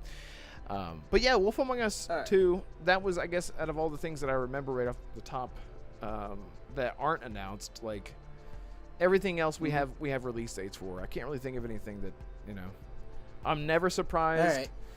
Like unfortunately we just saw... have to go early. No, you're good. So you're good. You can just talk to the chat for a minute. Yep. I gotta go. Yep. I appreciate you showing up. I'll talk to you later, Red. I will chat later. Goodbye. And I'm gonna have to adjust my camera later, here. See ya. Let me see. Or maybe I don't. Oh, maybe I don't at all. I don't have to adjust anything. Look at that. Wonderful. It's just me and you. Finally, we're alone. Yeah, I can't think of anything that. Like I said, there's this year is so stacked. As far as things that didn't get shown, I don't know. And again, opening night live, I usually don't have too many expectations. They bring out the lists and just show us what's going to be there anyway. The Resident Evil 9 trailer that we saw tonight was actually really good, and I think really what they were aiming for with this trailer was like a tone setter. They just want to like let you know this is dark. And we're carrying on that Resident Evil trajectory from 7 to 8 and now 9.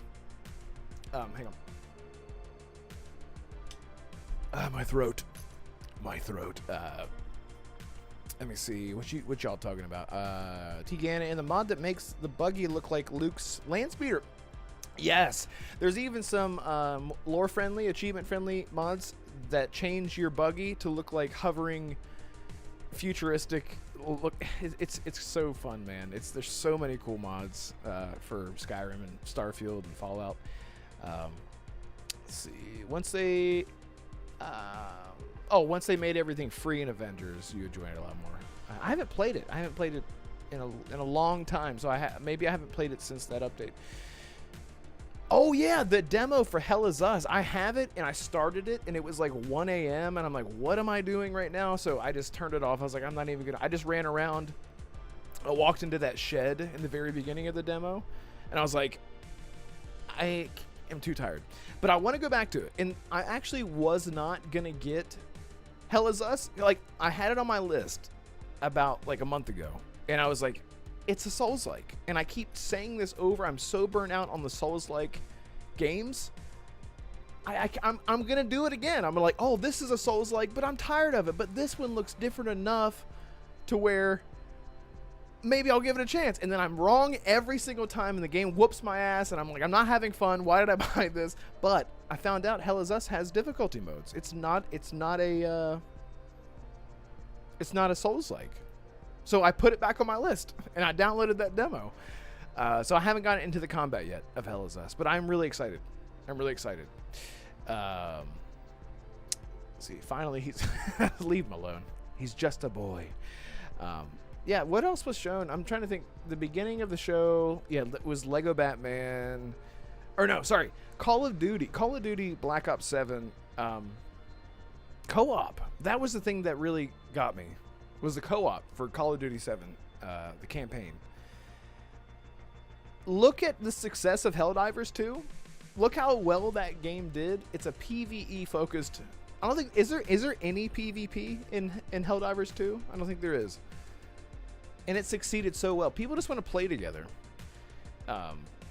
Zombies, Black Ops Zombies have always done very well. But I'm just glad to see that more PvE options are coming to bigger titles. Lean into that, man. Like Fortnite. It's insane to me that Fortnite, you can't even play. If anyone remembers whenever Fortnite released, it was a zombie survival crafting game. I'm not kidding. That's what Fortnite was. And then they completely ditched it once they started making trillions of dollars in Battle Royale. They scrapped that mode. Why not just at least have the option to have that in the game? It's insane. It's insane to me. A little disappointed in Hell Is Us. You like it though, Fury. Okay. Hopes were too high. Was still fun. Yeah, I've heard Hell Is Us. It seems like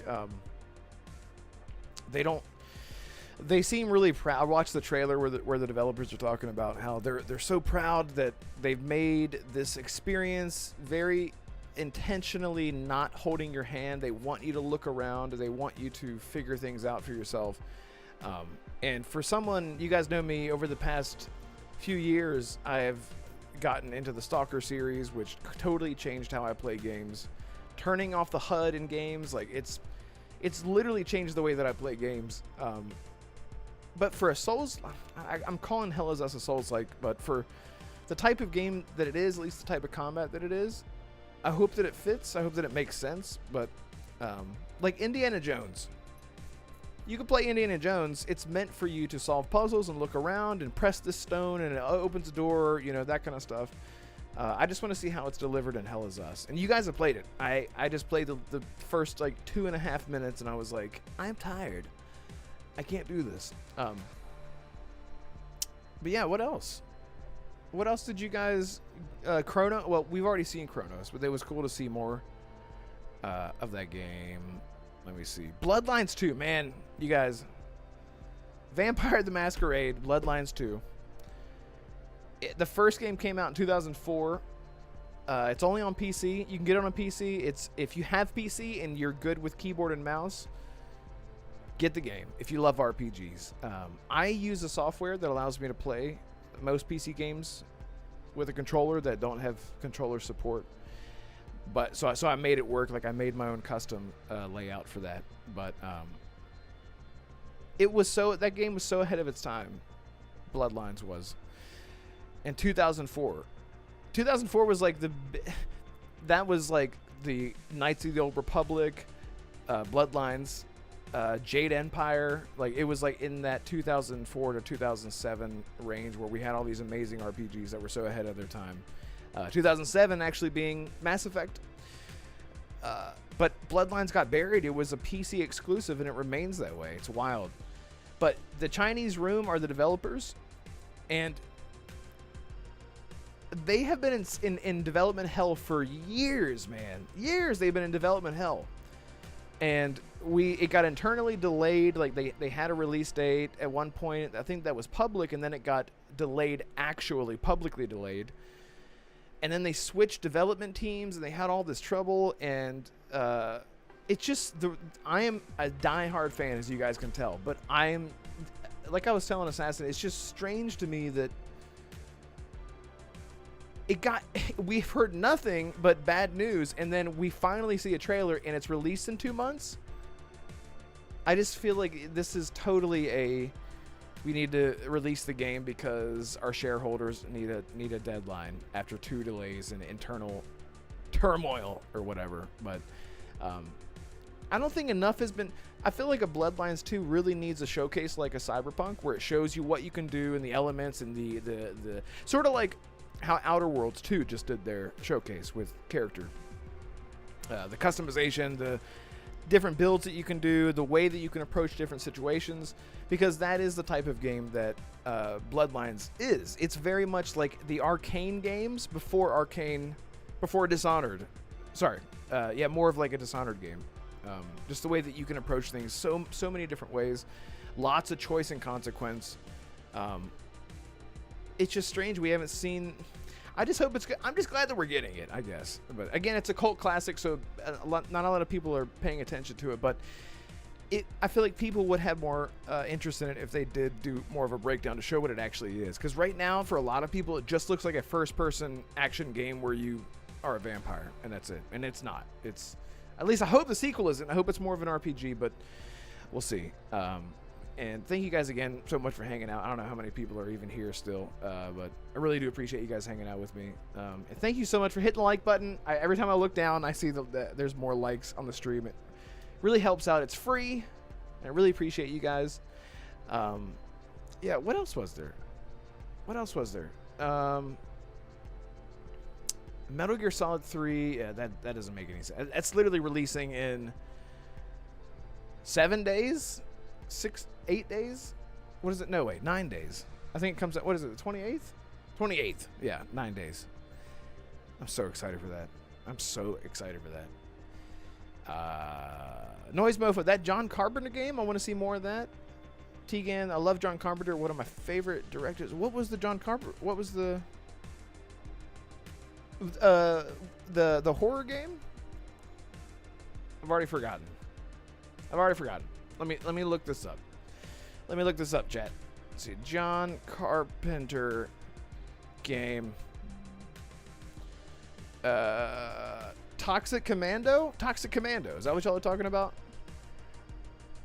That looked really good.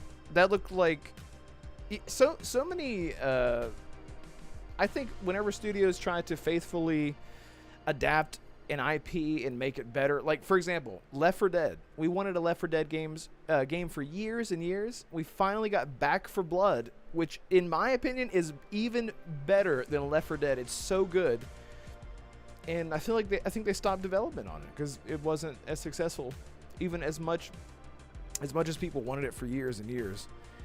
I don't know what happened there, but with this Toxic Commando game, it's like they're doing the sequel to Back 4 Blood after Left 4 Dead. It's not the same team or anything, but it just feels like they were trying to catch that vibe while also being different. It looks really interesting. Looks really, really good. Zombie survival game. Max said yesterday it's amazing. Did he play it? Okay. Okay. His name is not attached, but his name, it's sort of like Tom Clancy. It's like Tom Clancy created the world of Splinter Cell and Division, but he didn't write this. He has nothing to do with this game. It's just a world that he created. What is the world that John Carpenter created for this Toxic Commando? Is it a movie? Is it a book? It's probably a book. Everything's a book.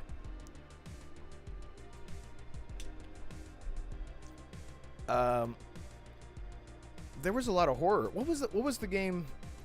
What was the game that we saw that was co-op horror game? I've already forgot. It's a PvE horror game. I remember I think the first horror game that I ever played that was co-op was Doom 3, if you can remember that. Doom 3 from 2000, probably 2004. Like, because we're talking about 2004 games. It was terrifying, and it was amazing. It's just such a unique combination to have horror and co-op.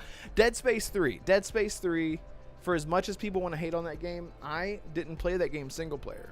I've never played Dead Space 3 single player. I have played it multiple times with a good friend of mine. all the way through. It's the best co-op experience that I've ever had was playing Dead Space 3.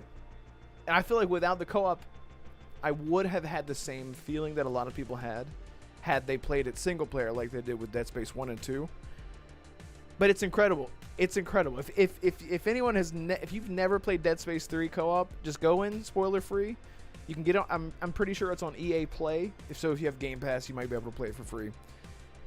But it's incredible. Like, I would start seeing things and shooting and screaming for my friend to help me, and he looks over at me. He's like, "What's wrong with you? What are you seeing?" I'm like, "Do you not see it?"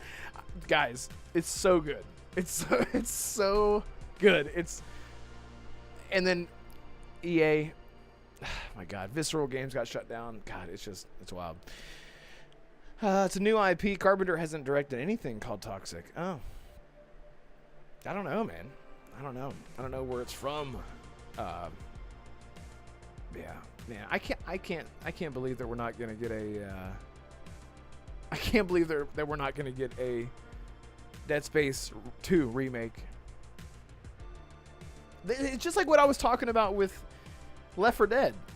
Like, okay, how about it? People have been screaming for years, wanting a, oh shit, it just like totally escaped my brain. Half-Life. They want Half-Life 3. And Gabe Newell of Valve has said for years, there's not going to be a Half-Life 3 anytime soon, and we don't know if we will ever do one, because the amount of hype has already exceeded the level of expectation. Like, we can't meet those expectations with the amount of hype that there is. Like, people are just expecting the sun and the stars and the moon and whatever. We can't deliver that. So they gave us a little spin-off with Half-Life Alyx, which is a VR. It's so weird. But Back 4 Blood didn't do as well as they needed it to be. And as much as people wanted another Dead Space game, we got the remake that was almost like from a ground-up remake. It took the skeleton and everything that made it great, and they just added stuff that didn't need to be added into Dead Space Remake. Like the Metroidvania aspect where you can go back. They didn't need to do any of that. And it didn't sell well enough. It's wild, man. It's insane to me. I hate seeing that, because like I'm super excited about remakes and sequels that Bloodlines 2. It's been 21 years since the first game released. 21 years. And here it is. It's out, it's got a release date. It's going to come out.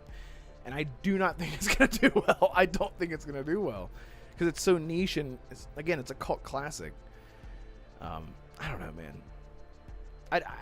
I hope that these people want it, but it's almost like a vocal minority that's a very positive vocal minority, I think, is what it is. Yeah, I don't know. I want more. Make us whole, Isaac. Yeah, exactly. Turn it off. Turn it. Yeah, I get you. Noise Mofo, what's the bright light behind you? Don't know if it suits the room, but loving the new threads. I appreciate it. The bright light behind me is simply one of those playlists on YouTube that you have soft music playing, and it's got see, I just turned it off. There's YouTube behind me. And we're going to go on ahead and turn it on over to the other one, because I had one that worked really, really well. Trying to find it. Hang on. There it is. There we go. All right.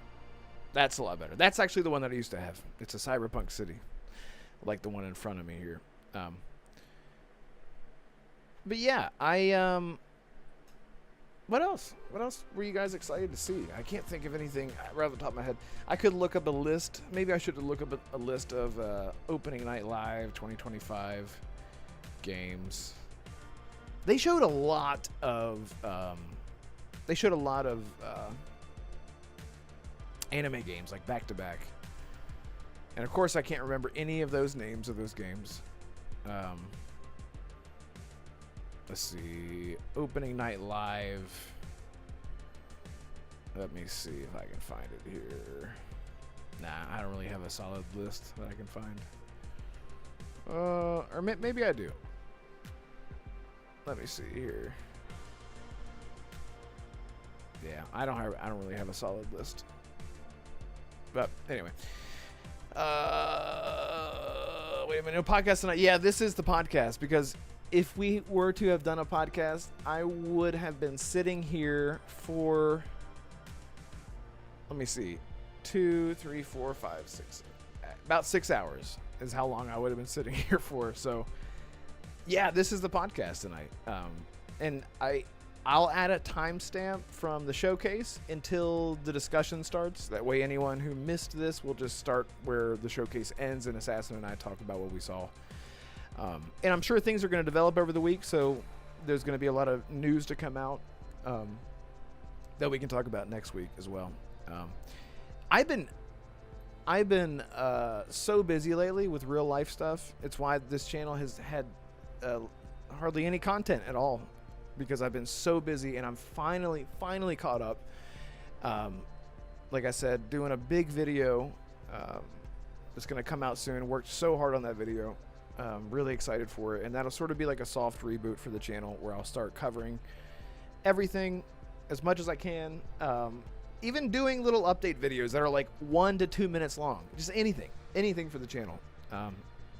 The podcast, Brewhood, it's good to see you, man. I appreciate you being here. But the podcast, if you run a YouTube channel, you will see that live streams and podcasts kill your channel. They are really harmful unless you're a podcast centric channel. Like, I've seen, there's so many great creators out there, content creators, that are they're just a podcast centric channel, and people show up because that's what it is. The algorithm wants you to be that once you establish yourself as such. WebDave is a great example. He's such a great member of the community. He is a very, very podcast and interview centric channel, and he does great. His channel is bigger than mine. I mean, he's done like 1,000 podcasts. So I have to sort of try to parse it out and make hard decisions sometimes if I can't make the podcast work. It's not because I don't want to. It's just that either I can't, or there's nothing to cover, and I'm afraid if we do a podcast with no topics or no interesting topics, dead news week, it's gonna do even worse than it would have. Because every time that we do a show, we lose subs because people are like, that's not what I signed up for, and it's totally fine. I encourage you to unsubscribe if you're not having fun on the channel, because that's what it's all about. It's just about fun. But that's just a little behind the scenes about what's going on with the channel and why the podcast is the way that it is. And you guys really, if it wasn't for you guys, we literally just wouldn't do a show. So that's what's going on. That's what's going on. What was the scary game called with the guns? That's the one. Are you talking about the co-op one? God, there's so many games. There's so many. That was the game that I was trying to remember. The co-op game that was with guns. Yeah, and I think like you can play as a monster. I can't remember what it's called.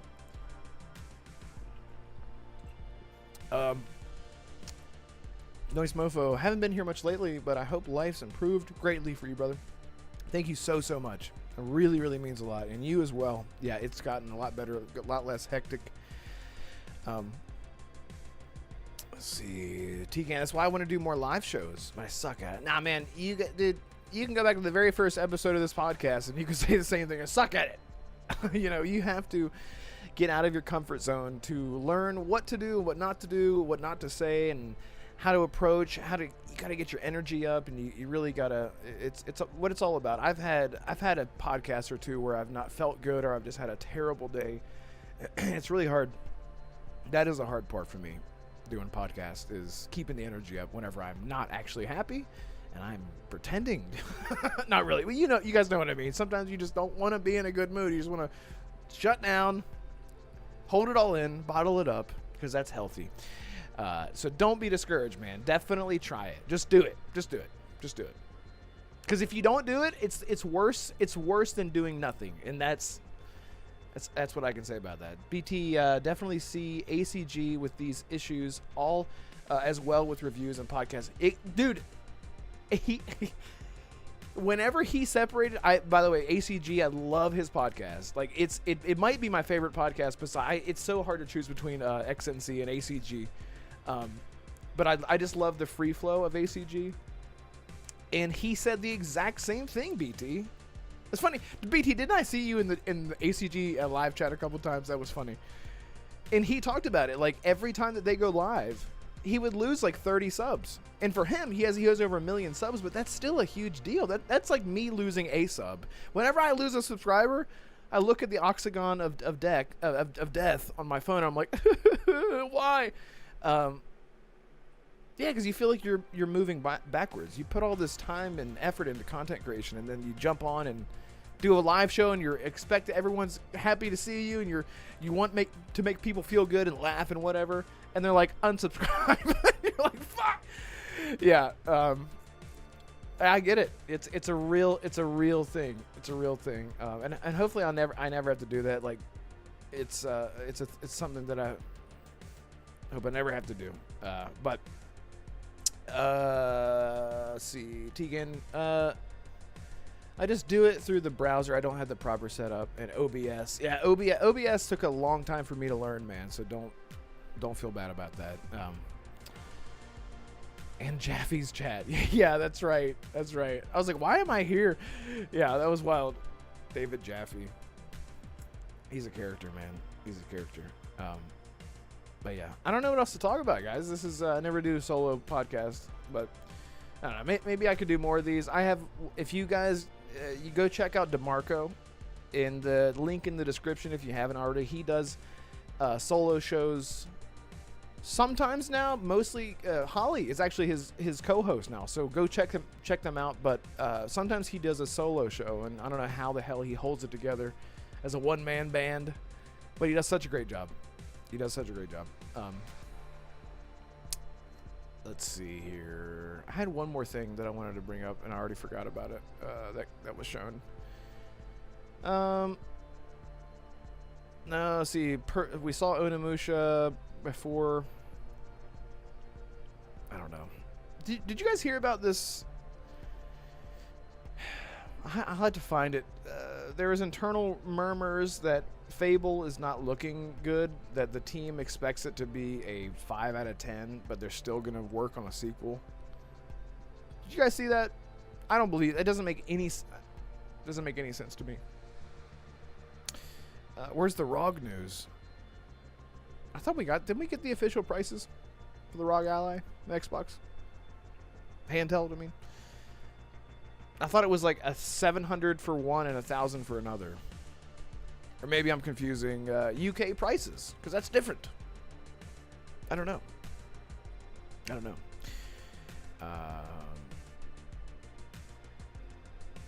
don't know. I don't see anything. I don't see anything new. Man. Do you guys, seriously, tomorrow, what is it? Is it through the 24th, Gamescom? Or I think it's just the next 2 days, right? Or is it Thursday? That's what I'm saying. I think, yeah, doesn't it keep going and going till 24th? Are we going to see anything Bethesda, Starfield? What do you guys think?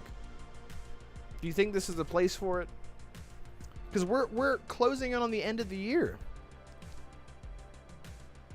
We're almost 9 months into the year.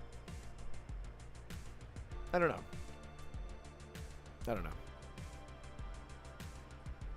Because if not now, then, like Assassin was saying, Game Awards. How could that team? What is it? How could that team put up a 5? Oh, sorry. Yeah. Yes, you mean how could that team make a 5 out of? Totally agree. It's Playground Games. I've always said this. Playground Games Playground Games going from racing sim to a third-person open-world RPG reminds me of whenever Guerrilla Games went from a first-person military shooter to a third-person open-world robot lady game, whatever you want to call that. And I think coming out of your comfort zone as a creative is incredibly helpful to your creative what's the word for it? Your creative stride, I guess. We see this all the time, like with musicians. You'll see bands that you've loved for years and years and years do the same thing over and you love it, and then they release an album, you're like, what the fuck was that? That is not what I thought. But they just need to get it out of their system, and they did really well for whatever genre they were going for that was outside of their comfort zone. And then the next album comes out, they're like, and we're back, and you're like, and we're back, and we're all back. I think it could be the opposite a lot of the times in a good way with video games. Seeing companies go out of their comfort zone to do something because they're just so creatively bankrupt in their own lanes with video games, just whatever they might do, whether it's an artist.